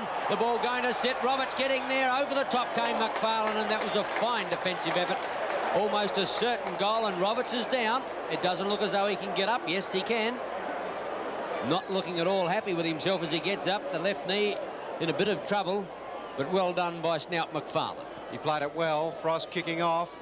Not a good kick, but got distance. Painter couldn't mark the ball. McGuinness runs away with it. If that was a cloudy day, it would have brought rain. Very high ball. Simons couldn't mark the ball. Fosdyke has played well for Norwood. Hooks a ball around towards Michael Aish. Maynard played it well. Roberts looking very tentative, Neville Roberts. Aish looks a bit tentative too after he was met fairly heavily. He's got a few hard ones today. A ball in, right half forward flank, or left half forward flank, in fact, for Norwood. Carey couldn't get a hand of ball. Taken away by Holst. That's Neagle. Got it out to Andrew Aish. The Norwood captain put the ball down. That was Turnbull. Gee, that was a mistake. If you ever saw one, he would have been running into an open goal if he collected it. Another ball in. Button and Carey. Michael Annie got up. Painter didn't have a look when he kicked that ball. Gallagher misjudged it. Then he got it back to McIntosh. Jenkins way down from half-back. McIntosh gets through 3 Glenelg opponents and then kicks it out of bounds on the full. That's an anti-climax. In Norwood 7-6, Glenelg 3-7. Pressured him, Peter. It was 3-on-1, but the youngster did well to get his kick in the end. Frost, a long kick. Back towards Carey, in fact, too far for that player. Aish gives chase. Jenkins gets there first. Dummies around McDermott.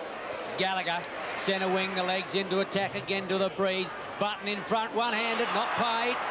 Through goes Turnbull. Players stack up, and the umpire will come in and bounce. What a great effort from Button then. Must have been very close to being paid as a mark, one-handed and all. A bounce at centre half forward. The legs in attack. Button and Carey. Carey gets the tap away. Neagle couldn't. Roberts can. Well tackled past Andrew Aish. And Maynard clears. Back towards centre field. Thumped away. Here's a chance for Smile to clear. There's going to be a clash of players. They went in fearlessly. Weston comes out, not having a big day. McInerney, kick number 11 almost. McIntosh. What a fine young player. Chips it out in front of Thomas at centre wing. The bounce will decide. Thomas takes his eyes off and suffers the penalty. The ball out of play. And McIntosh playing very well for Norwood. 31 for Glenelg with Seabohm. 7 for Norwood. Keith Thomas. There's Ferring. Carey got the tap down. Holst. Oh, stolen by Michael Aish. On a lead is Neagle. Beautifully put to that player. What great football from Aish. Gee, that kick was smothered. Gallagher's going to be caught with it. No, he gets it back to Neagle. The handball missed him. Roberts applies to tackle. Oh, Gallagher shrugged that off. Kicked the goal. His first, and what an important one for Norwood. 8-6 the legs, Glenelg 3-7. Oh, Peter, it started off to be a comedy of errors, but a brilliant backup support then by Gallagher. Watch this handball. Neagle left it behind. Likewise, McFarlane. Gallagher in the action again. Thought about a handball, butted up brilliantly. Bottled his first goal, and the legs kick clear. 8-6 to 3-7. 4 minutes into the grand final, second half. Gee, the Glenelg tackle on Gallagher then was non-existent. Very weak. Back to the centre, Carey and Ferring. Ferring got the tap down to Turnbull. Over the top towards Michael Aish. Seabohm. Across centre half forward, Kernahan. Here's a chance, Lunnis. Mark this one down for a goal. Well, a quick reply by Glenelg. He got a good bounce, Lunnis, but he's an opportunist. The Bays 4-7, Norwood 8-6. Yes, the bounce was the determining factor there. Turnbull tried to get it to Aish, who couldn't quite handle it. He's not handling the ball as well as he ought to. It was Seabohm's big kick, and have a look at the bounce, and Lunnis. One thing he has got is pace, quickly onto the boot. Winner couldn't catch him. Kick number 4 produces his first goal. The Bays 4-7, Norwood 8-6. 5 minutes into the third quarter at Football Park. A very, very important one, particularly for Glenelg. They must bridge the gap. Ferring.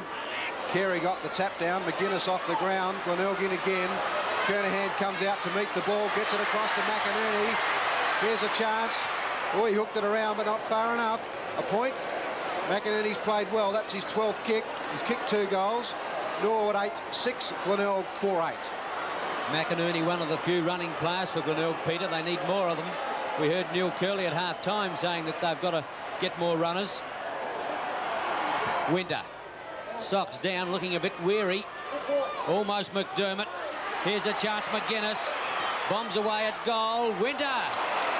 Fine mark. Close to the ground. He looks a little jaded, as I said. Stemper. Thinks about Jenkins. Perfectly passed. Jenkins got it on the half-back line. Jenkins could have even changed flanks. He started on the outer side. Grandstand side at the moment. Fosdyke marshals the big leaper. Fine mark. Centre wing. Carey wants it at centre half forward. But he's going over that player's head. Screws one in towards Seabohm. McGuinness first recover. Beautifully done. Turnbull, however. He'll go short to Fosdyke. And that's one department where the legs have outstripped, or more than one, I suppose, but one of them has been there kicking a position. He in turn finds Turnbull in the butter up. Turnbull, check side of centre wing. Now Gallagher gives the lead. Kick number 13 will go to Ferring. Oh, he's made a mistake. A chance for the Bays now. McGuinness can't pick it up. Good tackle, throws it away. Michael Aish in towards Roberts, out in front. Good mark.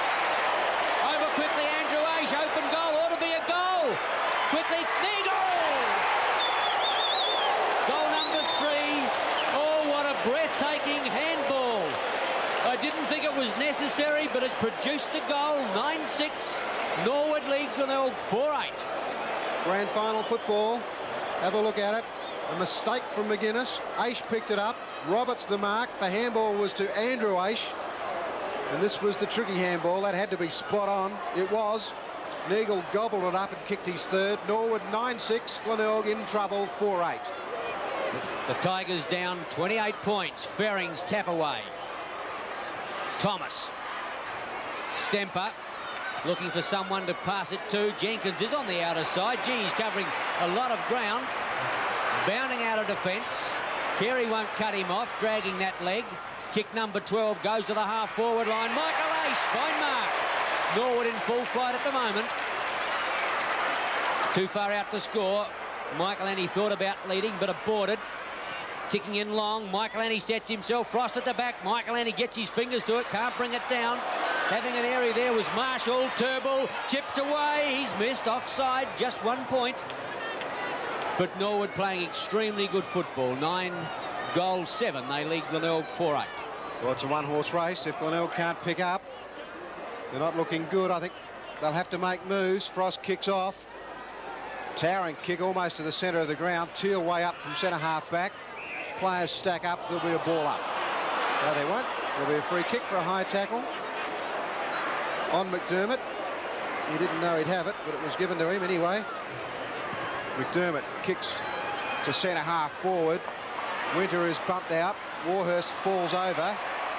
Players stack up this time, and there will definitely be a ball up at Glenelg centre half forward position. They need to make moves. Kernahan is number 4 for the Bays. Missed the ball completely. Didn't get there. Stemper. Gallagher. Very skillful player, Gallagher. Puts it to centre half forward. The big bear Button knocks it on. In comes Michael Aish again. Watch him handball it to his brother. Great handball to Roberts. Roberts on the ricochet. Maynard for the Bays. Down he goes, and the umpire will give him a free kick for in the back. Norwood running brilliantly, starting to tie up the Bay defence. Maynard out wide. McDermott, he can go for a run. Duthie's on the outer side, goes past that player to Lunnis. The bounce will determine. Winter gets it. Grubbers one around the corner, no one to kick to, an experienced kick towards the line. Lunnis is on the half-back line at the moment. He's still conceding ground. Now the Bays will go forward. McInerney, centre field. Played well, 15 metres against McIntosh. Slowed up the game. Kick number 13 to McInerney. Well, not a good kick off the side of his boot. Thumped away back to Carey. The big fellow's got it. He'd have to get on the left leg. Chips out the short pass, but it's not well directed. And coming in to take it is Keith Thomas, centre half back. Oh, he was going to play it on to Teal, but he goes it alone. Kicks long, looking for Button. He's in front of Corns. Good spoil, Corns. Duthie lending support. Gee, Button will grab him in a minute. No, well done, the Glenelg wingman. Left foot's out of bounds on the full, I think. No, just bounced in. It'll be balled in. What moves can the Bays make? Possibly Kernahan to centre half forward. Weston can't get into the game. Teal is beating him. Kernahan up high. Lunnis kicks around the body. Oh, totally outnumbered Glenelg. Warhurst takes an easy mark. He's played well at fullback. Played very well. Kicks to centre wing. Button and Corns. Button in front. Duthie, the crumbs. A high ball to half forward. Kernahan in the middle of two Norwood players. A good, strong mark. His one shot at goal in this game was awful.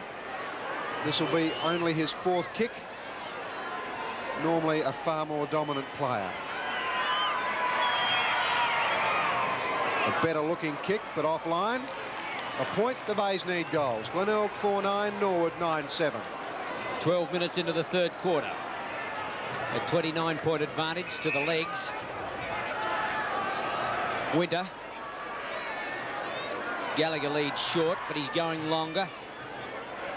Big leap by Turnbull over McInerney. The Bay Rover the first to recover. Hooks around to centre field. It's all Carey here. He'll take the mark, but he won't make the distance. Butters up brilliantly. A long kick in now by Maynard is offline. I think just 1 point only. Close to being out of play on the full. But Carey can't kick on the right foot, and he's got to have a player running past to handball every time he gets the ball. The Bays did this in the second quarter, Ian. They had several reasonably easy shots for goal and missed them all. Bad kicking is bad football. That was a high tackle on Turnbull, according to the umpire. Pretty chancy kick-off from Winter. Not much percentage in those unless they work. The percentage factor, of course, is that if they don't work, you can be in a lot of trouble. That's Fosdyke. To centre half forward he goes for Norwood. Michael Aish couldn't take the mark. Now Weston's way down the other end of the ground. Corns goes long, but it's a floater. Fosdyke marks it very easily. Roberts on the lead. Fosdyke's going to go over Roberts. Michael Annie couldn't get there, and Corns took the easiest of marks. The field kicking of Norwood is far superior to that of the Bays, although Corns finds Marshall on this occasion. Kicks long to the half-forward line. Simon's a good mark. Into the open goes McGuinness, but he's going further afield in towards the half-forward line, and Lunnis, I'd play that one. Yes, he's got it, the second grab. Weston wants it on quickly. He's in the pocket, but he's hooked it around towards Ferring. All Norwood back there, and it's Teal who finally takes the mark. Slips it out to Jenkins. Oh, that could have been dangerous. In fact, it still could be. Not a good kick. Duthie will get there first. Jenkins can't get around the opponent. He's well shepherded. Duthie's having trouble keeping it in play. Gallagher. But I think I'll find a free kick out, and it's going to Duthie. The tackle was on, but Jenkins was 1-on-2 the whole time and possibly did well to get out of it like this. At least they've got to kick it in long. Duthie. Kick number 7, going in short to the lead of Kernahan. 1-2 grabs. He's paid the mark, I think. It appeared to be off the top of the Norwood defender. Winter's arguing. So is Warhurst. But the mark is being paid. Yes, Winter's definitely had his hands on it first. But the important thing for the Bays is Kernahan's got it 30 metres out in front. They need a goal, and I think he's missed again. No, a goal! His first. The Bays fight back. 5-10, they trail Norwood, 9-7. Well, the mark wasn't there. It's a pity the umpire can't see like a television camera can. Winter, number 22, had it first. Kernahan took it off him. There he is, Stephen Kernahan. And he kicked the goal, his first. Glenelg 5-10, Norwood 9-7. 15 minutes into the third quarter. The leeway for the Bays now 21 points. Ferring to Aish. Floated to the half-forward line. Searching for it, there was his brother Andrew Aish. Button over the top. But a good defensive move then by Peter Maynard. It looks to be on the bottom of the pack. Locks the ball in the area and a bounce will take place. Glenelg is staying in touch, but they've got to get closer. In fact, they've got to get in front. Norwood will come home with the slight breeze that's on. McGuinness kicked that one. I think he missed the ball. Holst got a bad bounce. There's Teal. Tends to hold on to the ball for a long time, Teal. Got that one away well. McIntosh under it. An easy mark. Norwood have got... Oh, that wasn't a good handball to Aish. Carey let it go past. The free kick will come back to Neagle. And that's not to Norwood's advantage. I don't think that's very good umpiring. But nevertheless, Neagle a free kick. Kick number 10 coming up for the Norwood youngster.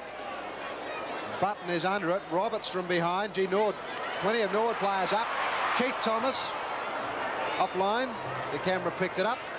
9-8 Norwood. Glenelg 5-10. Adler on for Ferring. Farquhar on for Holst. Ian Day. The Bays have got to make changes to win, Peter. Halbert's making them. Frost. Duthie at the second grab. He's at centre-half back at the moment. Looks for the lead of Farquhar. He's quickly into the action. And he's got it centre field. Plays on. Out wide is Weston. But he's going over that player's head. Kernahan, good pass. The Bays fighting back. Kernahan 45 metres out. He kicked it from here before. Gee, wouldn't the Bay crowd erupt if he gets another one? Kicking with the breeze. Only his sixth kick. Ought to make the distance. Towards the golf course end. Kick underway. Nice looking kick, but it's offline. 1 point.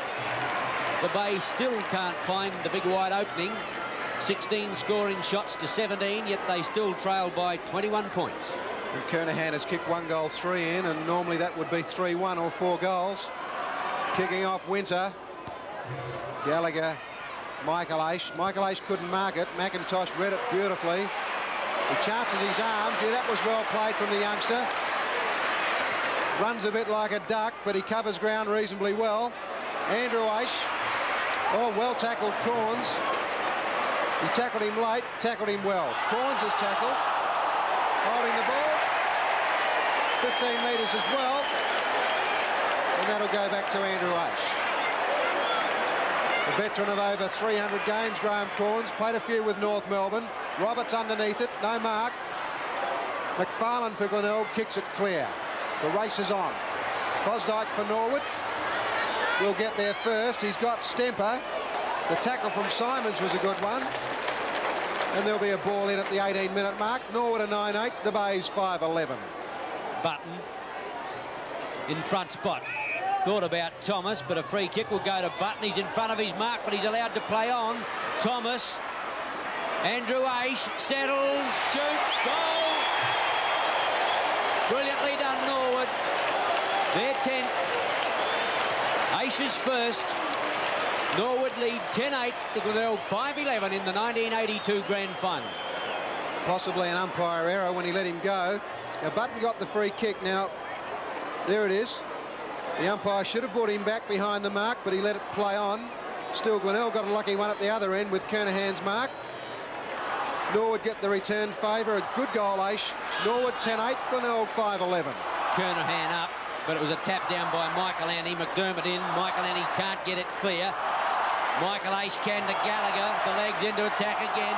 Liu, stronger defence, takes the mark. Centre half back. The Norwood supporters really coming to life now with their chant, Norwood, Norwood, as they go towards the half-forward line, but it's the Bays in attack. Weston gets it in high, one-on-one situation.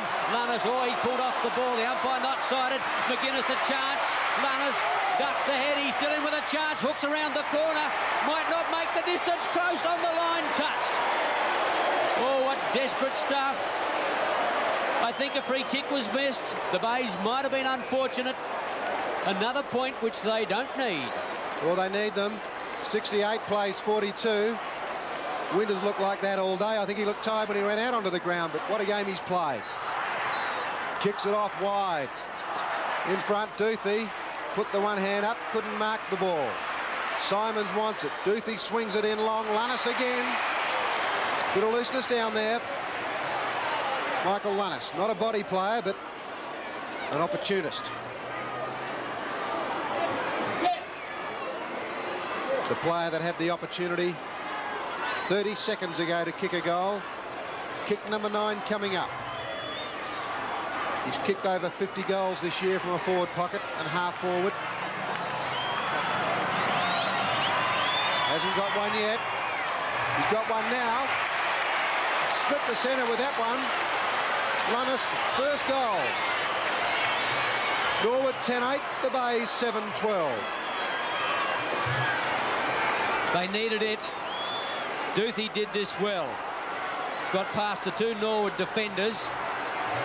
And Lunnis took a strong mark. But, gee, there's some tired players out there at the moment. Who's going to finish on the better? 10-8 to 6-12. Lunnis' second goal. Centre bounce. Glenelg in trouble. They need goals. Michael Aish got it to Fosdyke. Short to Roberts. Oh, beautifully put. Roberts wants the mark taken back. Here's the danger man. He's been reasonably well held, Roberts. 1 goal in the first quarter, but he's had his opportunities. Kick number 6 coming up. Norwood moved the ball beautifully away from centre. He may not make the distance. Gee, he's given it a huge kick. It's going to fall short. It runs past 2 Norwood players. Duthie runs away with the ball, kicks it over the centre. Adler drops it. Jenkins comes in. Farquhar fell over. Winter. Or Glenelg a chance. Simons kicking in danger. You'll find that Simons will take the free kick. And a goal here to Glenelg could see the Tiger fans come alive. Simons goes long. Carey. 2 grabs. Oh, he'll be paid. 3 Norwood players there. Carey on his own. You can see it in the replay. The decision was right. Oh, Peter, but he can't kick with his right leg now. He's only 20 metres out. Is he good enough with the left? He ought to be from there. I think he'll use his left hand. I think he's too frightened about that right. Oh, early in the game he missed one with his left foot. No, he's using his right. Oh, he's hit the post. What bad luck for the Glenelg giant. Take a lot of courage to use that right boot with a torn muscle, but he hit the post with it. Glenelg 6-13 to the Redlegs 10-8. Opportunities going begging. No more games after this one. No second prizes in the Bay camp. Looking anything but happy at the moment. Winters kick in towards Michael, and he gets his hands to it, can't complete it. Or Turble's at the bottom of the pack. I think you'll find he'll come up for air. No, it's Michael Aish. I think he's getting 15 metres as well. Shortest 15 metres in history. Michael Aish appears to have a leg problem. Yes, he's not moving all that freely as he goes to the half-forward line. Out there, it's Duthie almost. Coming out with the ball's brother, Andrew Aish, but the ball out of play, out of sight. 10-8 to 6-13. A 19-point advantage to the legs, and they're going to come home with a breeze. Oh, a blatant push in the back there. And Stephen Kernahan from half-back flank. Here's the player that Glenelg want to lift from. Kernahan short. Weston. McIntosh gave the free kick away after the event. The umpires played it on. Lunnis. No, the umpires played that one on too. He's wheeled around onto the right boot. He's way off beam. Here's a chance, McGuinness.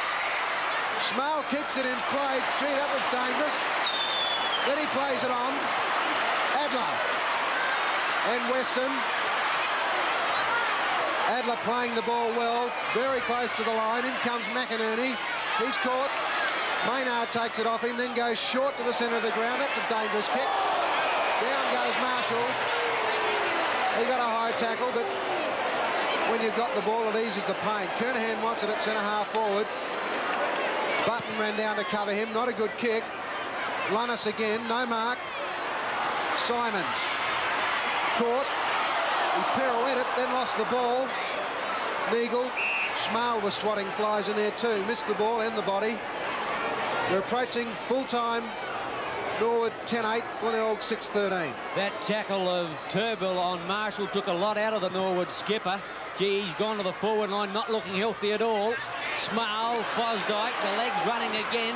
Short towards the half-forward line. Poorly dispatched. Liu Corns. The bay's in flight now. McGuinness is running down the outer side. If he can get past Jenkins, he can't. Brilliant interception. He bounds out of defence down the outer side. Watch him go. That's his 4th bounce. Kick number 13 in board, but it's not a good one. Marshall gets out a long handball straight to Frost, and that promising and sometimes brilliant attack down the outer side came to naught. Out of play, into time on by almost a minute. There's Rouse Sewer getting ready to come on for the Bays. Peter McInerney coming off. Andrew Aish again for Norwood. Roberts under it. McFarlane as well. Roberts has taken it. Oh, what a good mark. That wasn't easy. From that position, he hurled himself at the ball and took a great mark. He's going to check side it, but back you go, Neville. Nifty Neville, back you go. You can't do that. Testing umpire Argent in his first grand final. I think he was going to run into an open goal then. He was going to check side it. Now he's going to go for the conventional drop punt. Does he line him up? Kick number 7. He kicked 10 out of 10 with these at training. He's done it again. What a great goal, Roberts. 2 goals, Neville Roberts. Barney's pretty happy. Norwood 11-8, Glenelg 6-13. As I said before, Peter, there's no second prizes. The Bay camp don't look all that happy. Ace gets it up high, and this is a brilliant take. Body against body, one-on-one, and it was a one-grab mark by Roberts. His second goal, Norwood 11-8, Glenelg 6-13. We're at the 27-minute mark of the 3rd quarter. Kernahan, Weston, McDermott. Gee, that went straight up in the air. Knocking it forward. Getting the ball now is Painter. Here's a chance for the Bays. Who's holding who? Carey wants a free kick. So does Warhurst. They nearly take the point post with them. No free kick. Fair enough. Good umpiring. Norwood 11-8. The Bays 6-13. I know who would have had the pace, Peter. The throw in, Carey. What a champion footballer. Simon's up over the top, throws it out. Farker almost tumbles the ball out of play. Throw in. Into time on, and the Bays desperately needing a goal. Down by 25 points. Breaking his way through there was Stemper, left the football behind. Fosdyke cleverly. Sewer trying to get round on the dangerous left foot. Weston high in towards full forward. Carey getting back, but it's all Norwood. All Warris didn't take it. Carey thumps it away. McGuinness using his pace, looking for the free kick. Aish, Thomas, McDermott, likewise looking for the free kick. Thomas into the pocket. I think that McDermott has finally picked it up. No, called to play on. No free kick coming. I thought the players had stopped, but the ball has been forced out of play on outer side. A throw-in. It didn't appear to be a free kick there. The players stopped, though. Back it comes. Glenelg another chance. That's McGuinness onto the right boot. Simon's in front. Knocks the ball clear. Lunnis comes through the pack. Here's a big chance. They jump on him. The players stack up and there'll be a bounce. 74 plays 49. There's Jack Halbert. John Halbert, the Glenelg coach. 19 scoring shots each side. Norwood with a distinct advantage. Jenkins, what a game he's played. Lunnis. Painter, he's got Weston. Now he'll go further afield to McGuinness. Hasn't had a big impact on this game. Youngest Magarey medalist ever in South Australia. He can kick a long way. I don't think that he'll get the distance, though. Going to put it in the square. Jet's going to go close, or the pack go up. What's happened? Touched. Another point to Glenelg. 6-14. Norwood 11-8. The Tigers have kicked 3 goals, 7 with the breeze, Peter. I don't think it's going to be enough. They still trail by 24 points, and it must be very close to the 3-quarter time siren. Winter out looking for Michael Annie, the big fellow in front. Not paid the mark, or has he been? No. Stemper. Thomas out wide to Turnbull. Button wants it, but the Norwood skipper going back to now look for Button. In front is McGuinness. He'd have the pace, Button the strength. Teal's had a quieter period in this quarter.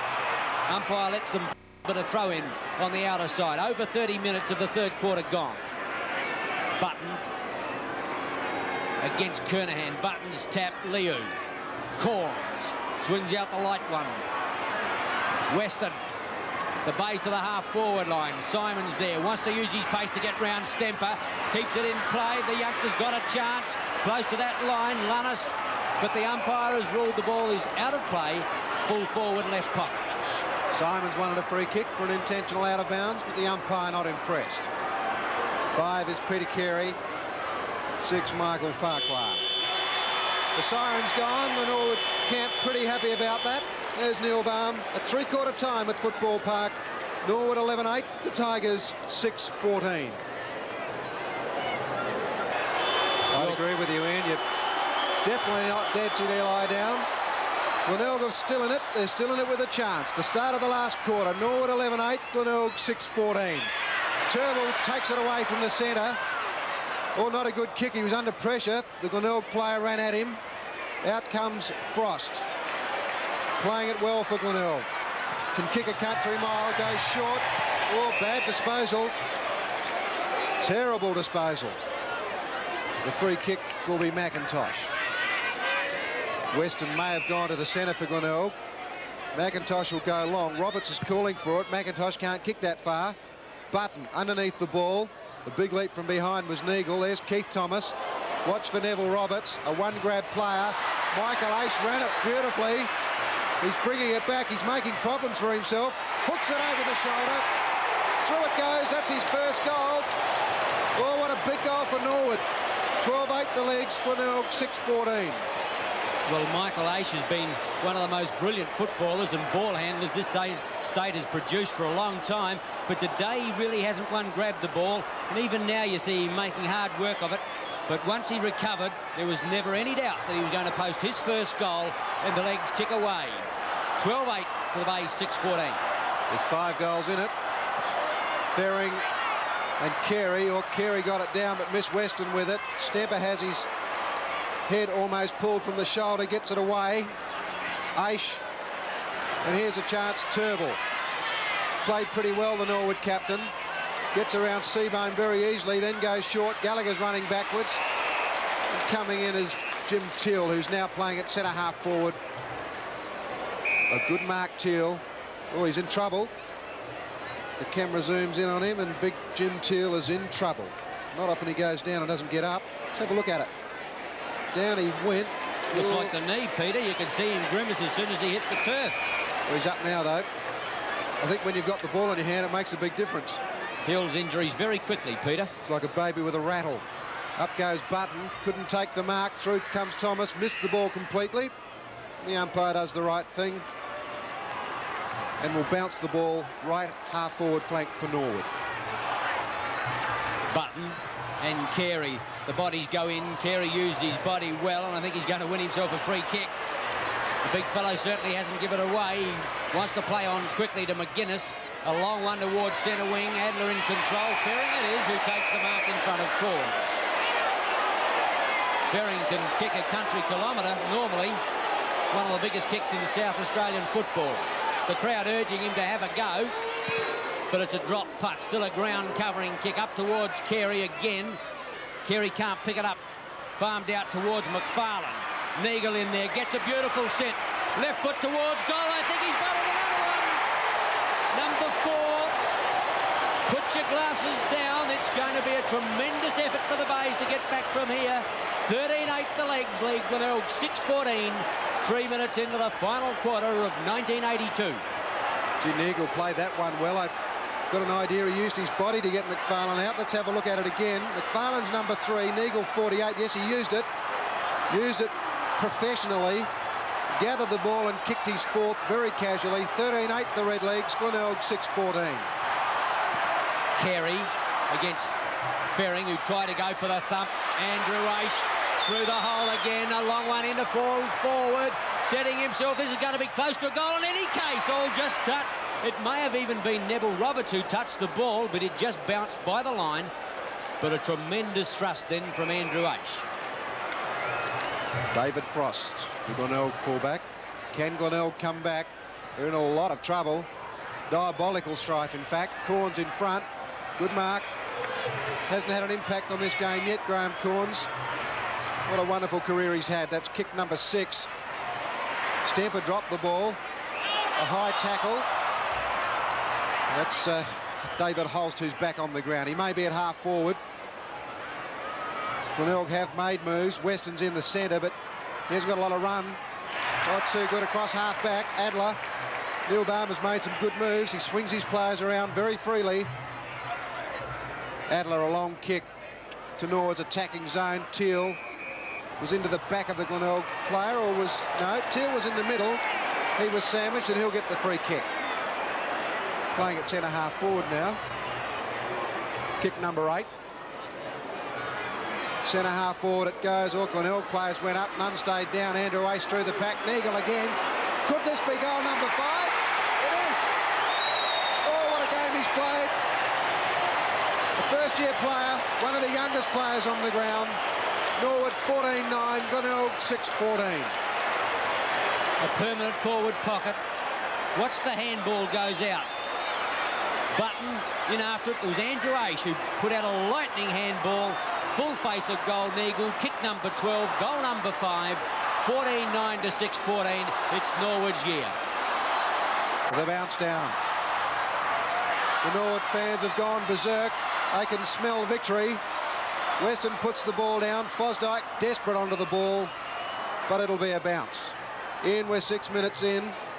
Miracles have happened before, but it looks unlikely. Peter, I think the tough finals preparation that the Bays had with their games against Port Adelaide in particular last week is telling against them. They don't seem to be able to raise the gallop. Norwood fresh as daisies, and they go ahead through Gallagher. Up towards the half-forward line. Coming across Maynard. No, that's Farquhar. Back now. A beautiful tackle on Seabohm. The umpire let him go on, or has he paid the free kick? Michael Ace, one of the best tacklers in South Australian football. Too far out to score. Kick number 13. In towards Button. The big fellow lumbers to meet it, but it's Corns who takes a fine defensive mark. Gets a call from Farquhar at centre wing. Jenkins going to get a leap at it. Duthie in front takes the mark. On the half-back line, the Bays edge out of defence to Weston. That virus has certainly taken a lot out of Paul Weston, a brilliant footballer. But today he just can't seem to get into the game at all. Stayed home all day yesterday, trying to get himself fit. Hasn't worked out. Carey, still working hard. Painter. Adler, 10 metres, OK. Well, he read the ball pretty well. I think it was on him before he knew it. Took a touch mark. Adler will go long to centre-half forward. Teal coming in from behind. In front, Seabohm. Don't really know what that was for. According to the umpire, it was a high tackle, but I think the umpires are a little bit keen on high tackles these days.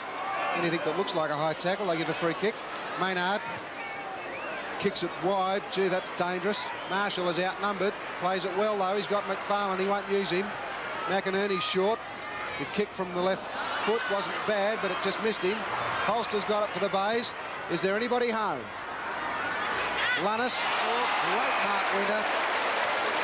Played a top game in. Oh, yes, Peter, one of the most experienced players on the field, but his marking has been superb. Kick number 14, but it's Lunnis with the opportunity. Hooks around the corner in towards full forward, pushing and shoving. Simons. The mark stands. Well done.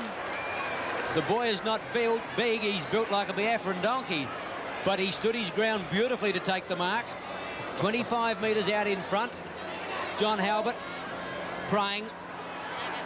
Don't think it's helping his hair problem. This final. Simons seldom misses. That's his first goal. And the Tigers' tail is still wagging. 7-14, they trail Norwood 14-9. Actually, that was an amazing mark because Simons actually pushed the Norwood player out. There was the mistake from Winter. Have a look at Simons, the fair-haired player. He pushed the Norwood player out. There it is. Out he goes. And he stands up and takes the mark. A good effort. Glenelg need a lot more, but at the 9-minute mark, the Redlegs 14-9, Glenelg 7-14. Ferring trying to work out which way that Carey's going to come in so as he can come in head on. He gets over the top of Carey this time, but I think the Bay ruckman still got his hand to the ball first. He certainly has now. Ace tried to crash the tackle that was high, and I think he's going to get a free kick. Not looking all that healthy, but he'll put the legs into attack. Roberts gives the lead. Likewise, Teal going in high, but it's Button, Frost, Roberts wants backup support. Turnbull, dummies, twist into the open goal. I think he's missed. Oh, he did everything right except kick a goal. A point to the legs, 14-10. Glenelg 7-14. 24 scoring shots to 21. The Roberts handball then was lightning to Turnbull. Set it up beautifully. The Norwood captain couldn't quite finish it off. Corns is still at centre-half back. He's on Teal. Frost kicks off very long, as he normally does. Carey does it beautifully against Ferring, then goes short with an ugly left footer. Can't use the right boot, as we know. Weston, not in the game much, gets it forward. Smile, he's done it reasonably. He's had a couple of fast rovers to stand, and he's done it pretty well up there. The ball in. Kernahan is 4, Ferring is 40. Kernahan in front. Gets it wide. That's Simons. He's tackled well. The ball comes out to McInerney again. Glenelg go forward. No one home. Warhurst very close to the line. It'll go out again for another ball in. 14-10 the legs. Glenelg 7-14. The big crowd hoping for a Bay revival to put a bit more action into the final quarter. Warhurst. McIntosh, all day their disposal has been superb. Winter long to the half-forward line. Michael Ace using his body over his head. Maynard, or Leo it was, off the side of his boot. Andrew Ace, back to brother Mike. Turnbull. Gallagher, watch him go towards goal. Oh no, he looked for Winter. Normally Gallagher would eat those goals. Duthie, a hurried kick. McInerney. Look for Leo. Corns. Holst. The Bay's over the half-forward line with a long kick. Teal getting back, and he'll take the defensive mark. Oh, no, he's going to get the free kick in actual fact. That's against Farquhar, who came back into that play. A little bit lucky. Farquhar appeared to be looking at the ball.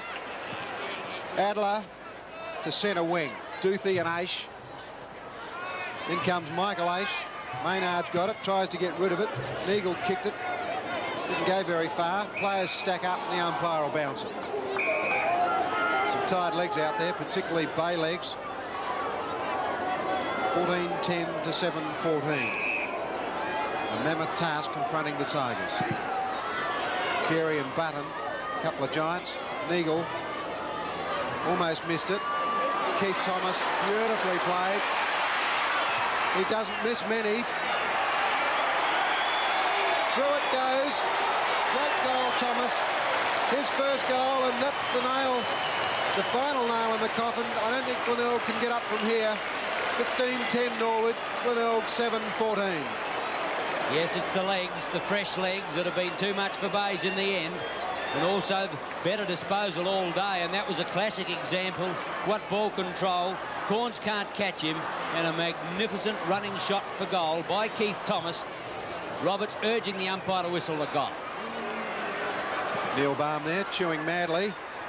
Carey got it down. Weston, McInerney. Here's some run for the Bays. Kernahan's in front. Up he goes. No mark. Lunnis. Oh, he's caught. Oh, he's getting a free kick. He was jumped on by a Norwood player. Must have been a high tackle. I didn't really see much wrong with what he did. Let's have a look at it. Yes, the umpire saw the hand go over the shoulder. So Lunnis is going to line it up. Kick number 12 coming up for Michael Lunnis. He kicked 2 goals in the third quarter. He doesn't normally miss. He's missed that one. Glenelg 7-15 to the Redlegs 15-10. All day, the Bays have been struggling, shooting for goals, and it's still no different in the dying stages of 82. Well, that's dangerous football. Simons intercepted, around on the dangerous left leg, shoots for goal, and he's missed again. The handball was on, but Simons was confident. Michael Aish, or Andrew Aish it is, a long kick to the half-forward line, holding ground well. Winter's playing an attack at the moment. Jenkins get the set. They hang on to him.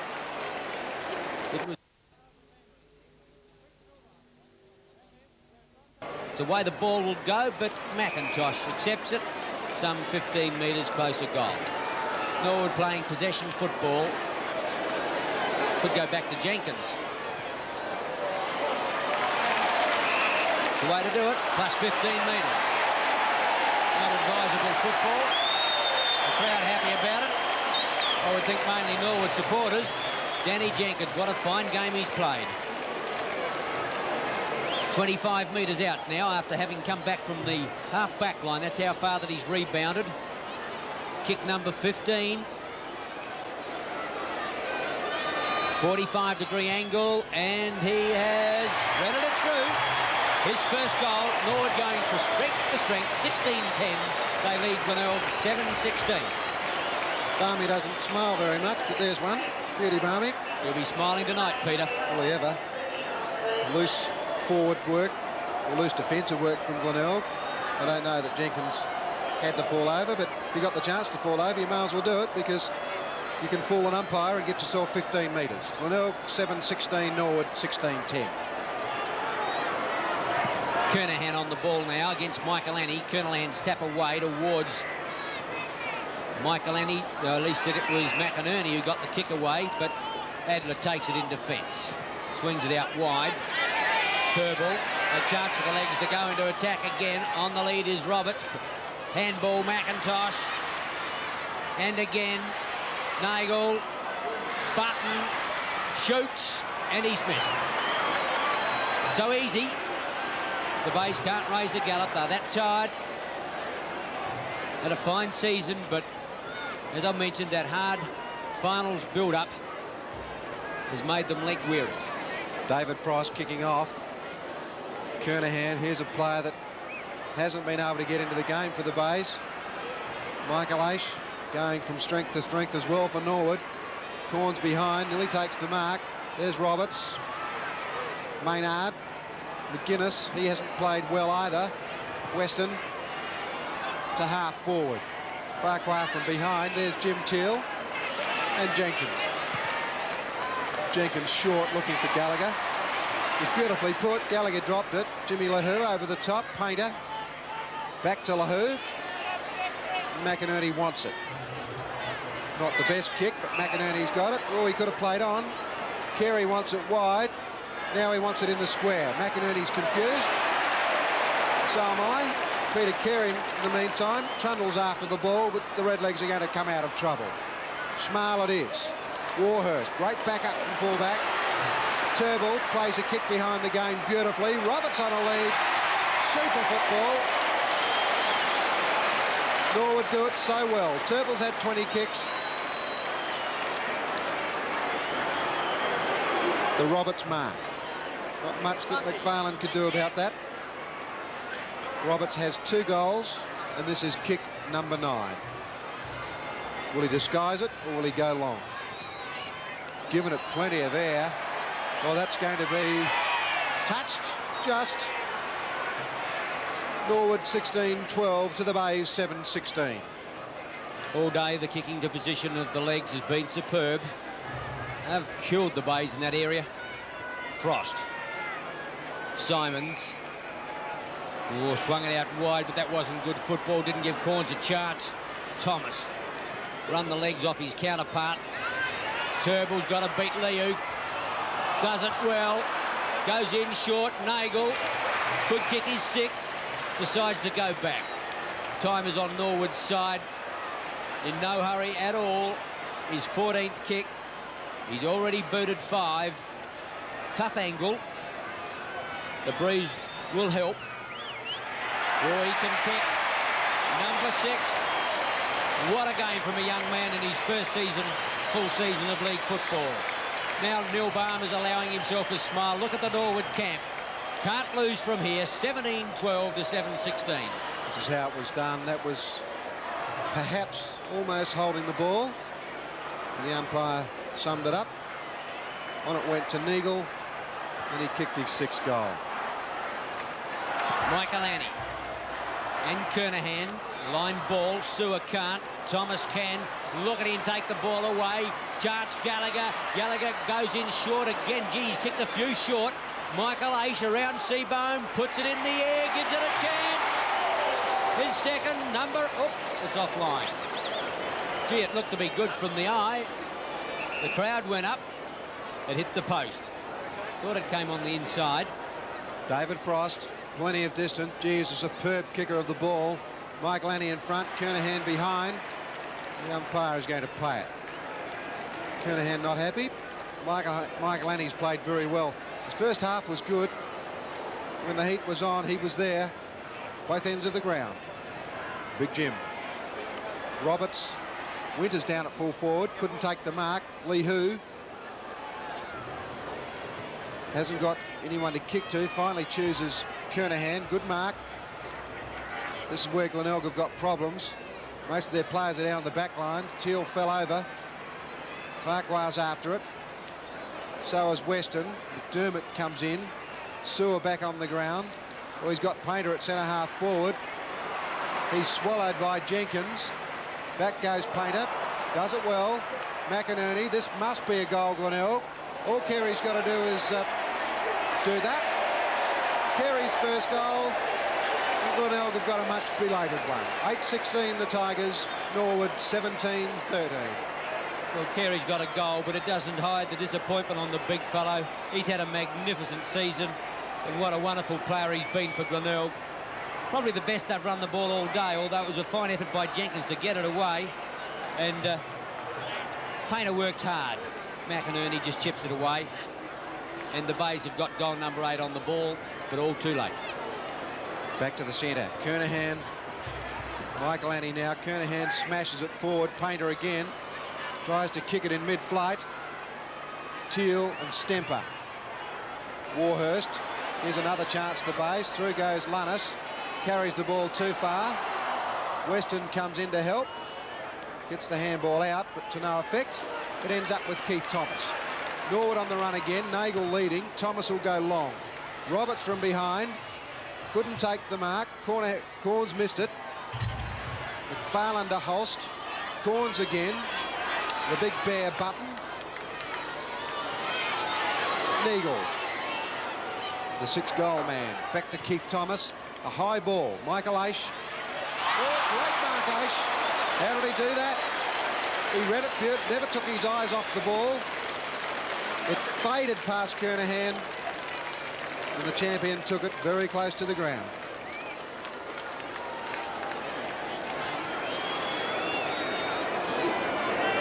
Aish has had 11 kicks and 5 handballs since half-time. He's certainly lifted. Kick number 16. He's taken the right-hand goal post with the left hand. It came back. That's his second goal.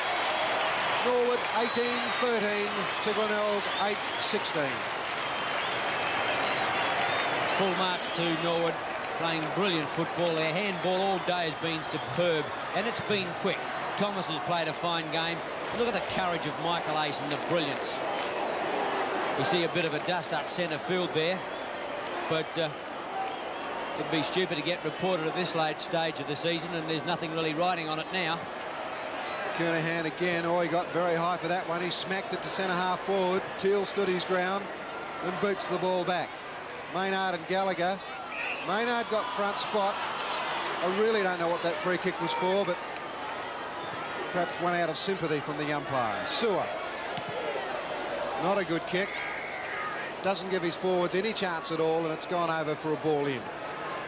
Adler-Ian has played well since coming on, and I guess you could say that Norwood have not had a passenger. That's right, Peter. They've played fine, supportive football, and we've mentioned time and again how well they've used the ball, and they've just been far too good. But they had the easier run. but that's football. Thomas over the top and out of play. Just thinking about Phil Gallagher in the second half. He hasn't kicked the ball. He'd be one of the best kicks on the run that I've ever seen. And each time he's got the ball, he's gone for a little short pass, and maybe the pulled hamstrings worrying him again. Turnbull, Stemper. A tired kick to the half-forward line. Corns off the fingers of Maynard. Too far from McDermott. Duthie. Marshall wants it on the outer side. Further still is Zip-Zap Sewer. He'll get there first. No, Marshall got the bounce. What a fine tackle. Holding the ball. Wayne Smart. Fitted into the back pocket beautifully with the injury to Greg Nicholson, the regular back pocket player, and he's had a fine season. Fosdyke. On the lead goes Roberts, but he's kicked over that player's head. Andrew Aish. Back to Roberts, put him in a pocket, he's snookered. Nowhere to go, gets it back to Aish. Brilliantly done. Heads for goal again, lines him up and pops through. Goal number 19. His second, 19-13 to 8-16. That's the 8th goal this quarter for Norwood. Watch the way that Roberts held up the handball to the latest moment. Got it back to Aish, gave him all the room he needed. Andrew Aish wearing one stitch as well in his left forehead, I think. Put the ball through for his second goal. At the centre bounce, into time on. Kernahan playing his best football for the afternoon, but oh, what a fine performance. Young McIntosh. All courage, all go. Only 18 years of age, one of their best players. McDermott in trouble. Kernahan, Turnbull, McInerney to the half-forward line. Farquhar underneath the ball. The run there of Sewer, not good enough. Small again. A high kick back to centre field. Weston's going to get the sit. Can't take the mark. Thomas in front. I don't think he ever got off the ground, but they didn't pay the mark in any case. Stemper. High ball to the half-forward line. David and Goliath. Kernahan against Turnbull. Seabohm under pressure. Liu likewise. Gets it out well. Kernahan, Corns. Thought about another handball. Kicks long to the half-forward line. Sewer up high. Got very high. Couldn't take the mark. Farquhar caught. Norwood players everywhere. Michael Annie to Teal. He'll use Jenkins. Jenkins has played half-back like a half-forward. He's run all day. Short to Andrew Aish. And Norwood are in complete control. Players running everywhere. He goes past Duthie. Then short. Turnbull at centre half-forward. Well, this marks the end to a great season by the Norwood Football Club, Ian. Yes, Peter. Did you see the frustration on Graham Corns' face then? Whose man is this? I can't pick up the whole lot, but that epitomises Norwood all day. They're always finding the spaces, always running, and they've just made the Bays chase Guernseys all afternoon. It's been a superb performance. Disposal by Norwood has been magnificent. 23 kicks coming up for Turnbull. He's the captain. He got his first goal. He'd be pretty happy. 20 goal, 13 Norwood. Glenelg 8-16. Peter, you ought to see the media around Neil Baum, the coach. We'll just have a look at the replay first. Even on the left foot, Norwood have proved supreme. Turnbull made the space. Corns coming in. And he's been a fine player for Norwood over many years. His number of games has been restricted because he's had many crippling injuries to his knee. The bounce down again.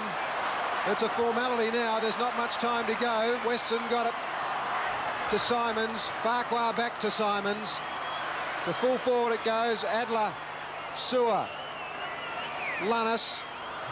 The umpire's going to give a free kick. Who to? I think it might go to Lunnis. He might have got a high tackle. The Norwood fans are delirious. I cannot wait for that siren, and then pandemonium will break out when it goes. I think Barmy's been cracking a few jokes. Been plenty of laughter down there. Lunnis puts it through. That's his third goal. And his 13th kick. Glenelg 9-16 to Norwood 20 goal 13. The forlorn face of John Halbert. We might be able to pick up the free kick here. Lunnis comes away with the ball. He got a high one, and the umpire gave him the free kick. But Ian, I guess if you, when you're in a position where you know you're going to lose, the thoughts that'd be going through Halbert's mind would be probably all projected towards what, next year? Well, certainly, Peter, but also the woeful record of Glenelg in finals. They've been, this is their 9th in the last decade or 12 years, and they just can't win them. And I think it's the way you get beaten. And they have been beaten pointlessly this afternoon.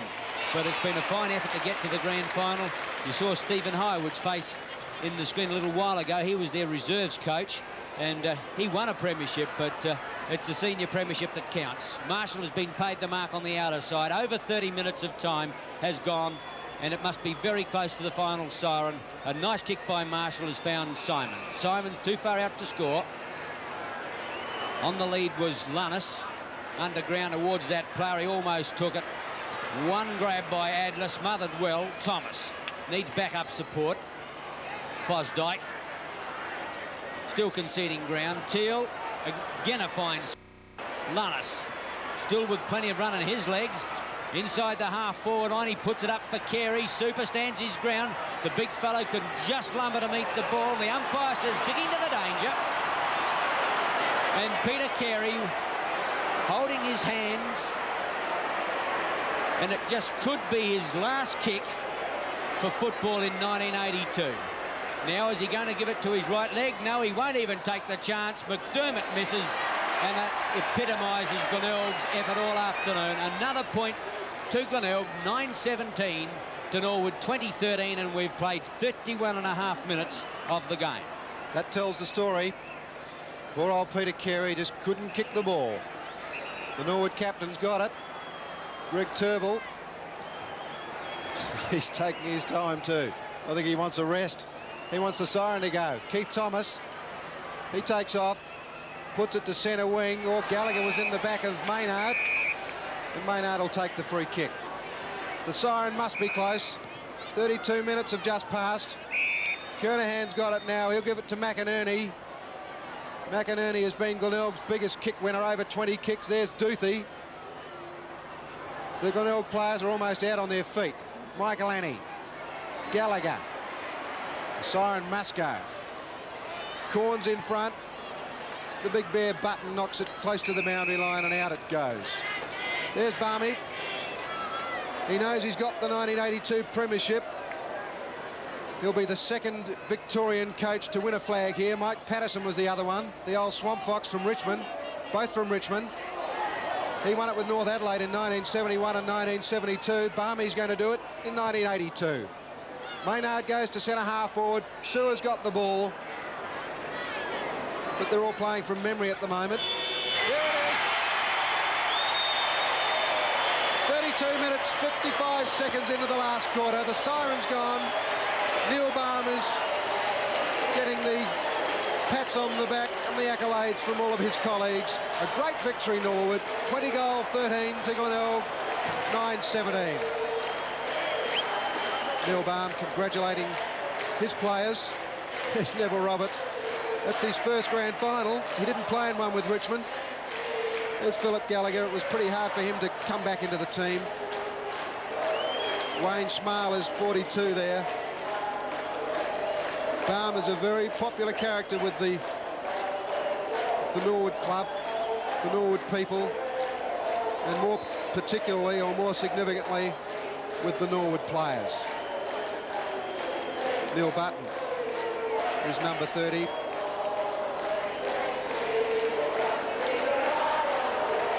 It's been a great year for Norwood. They destroyed the opposition in the last 2 months. They had a record victory against Port Adelaide at the Parade. They beat Sturt by 10 goals at Unley. Neville Roberts kicked 10 that day, kicked 11 the following week. Barmy is delighted. Bruce McAvaney. Yes, Peter, Philip Gallagher, it's been a great team performance. You must be thrilled. Yeah, particularly pleased with today's effort. We played very well in the finals, I thought, without really dominating any game, but I thought we were well in control all day today.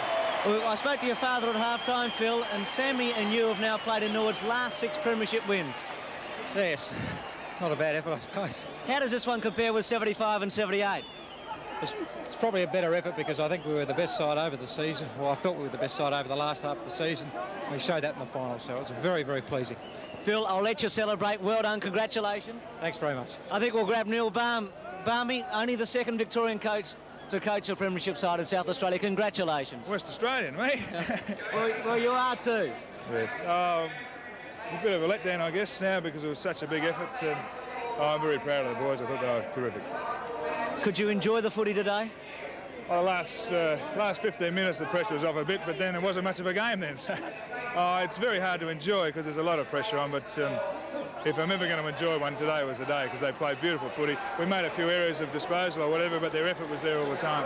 Neil, let's go back to that day at Adelaide Oval when South Adelaide beat Norwood 13 weeks ago. Norwood have won 12 games since then and only been beaten once. Well, that was a very down day. I didn't think we could make it from there, but it speaks volumes for the blokes. They just hung in there. They expected to win, and we got over that, and they've just played very well since then. We'll let you go, Barmy, and join the presentation.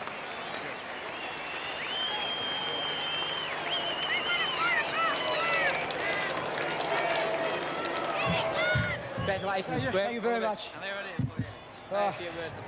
It's unbelievable. It's marvellous. Bad luck, Glenelg. Did it the hard way, went out in the end. I'd like to thank all those magnificent men there. Coach Neil Barm, had Wally Miller, and of course your spectators. It's beautiful.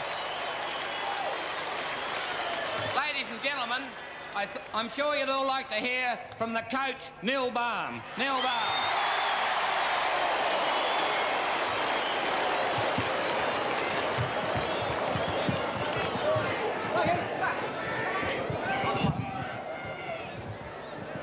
Well, I've had enough things to say today. The only thing I'll say now is what a magnificent effort from these guys.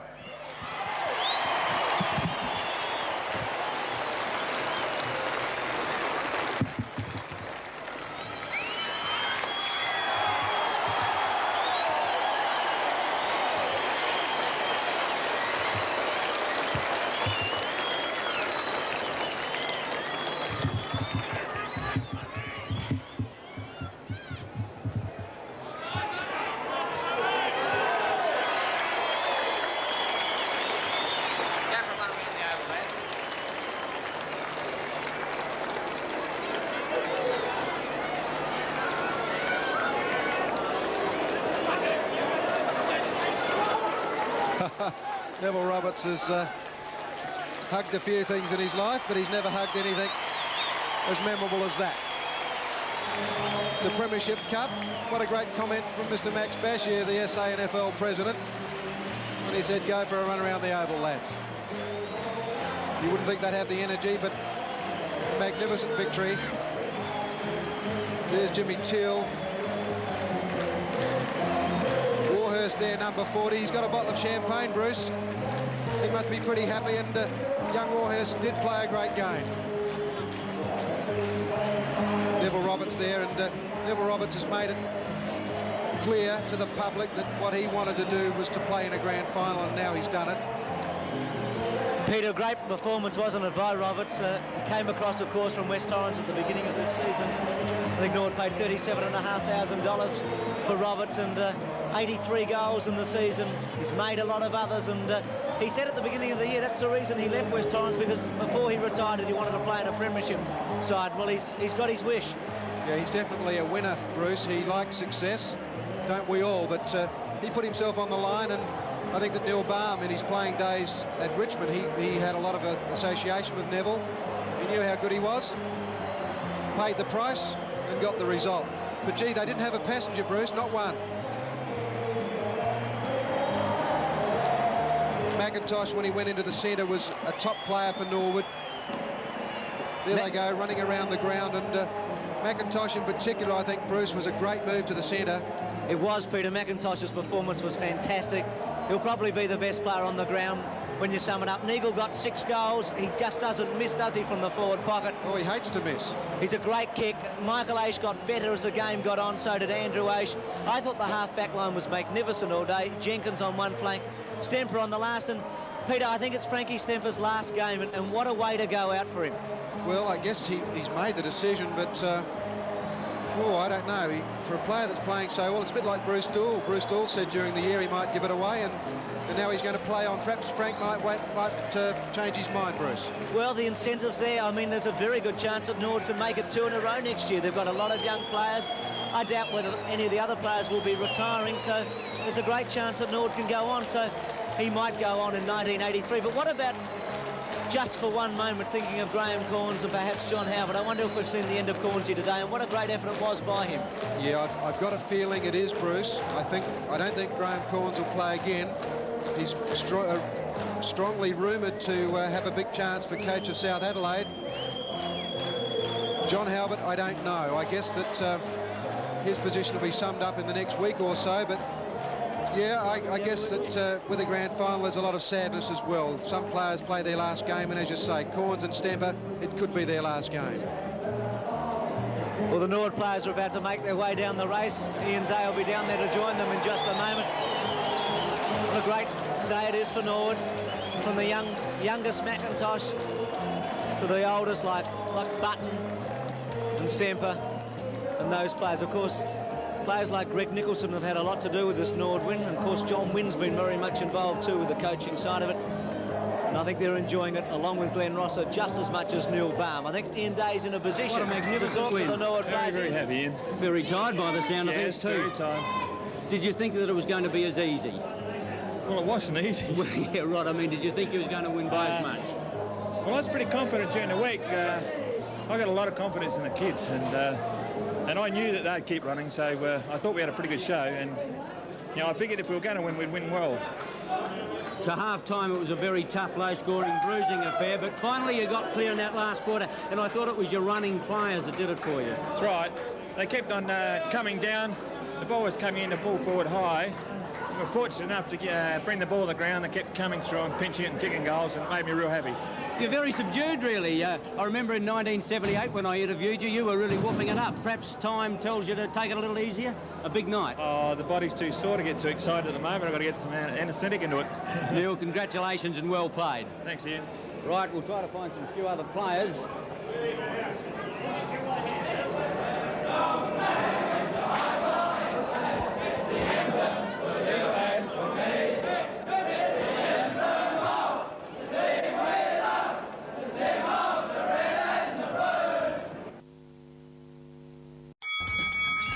In this crazy world we live in, we all need the distraction. Enjoying the show?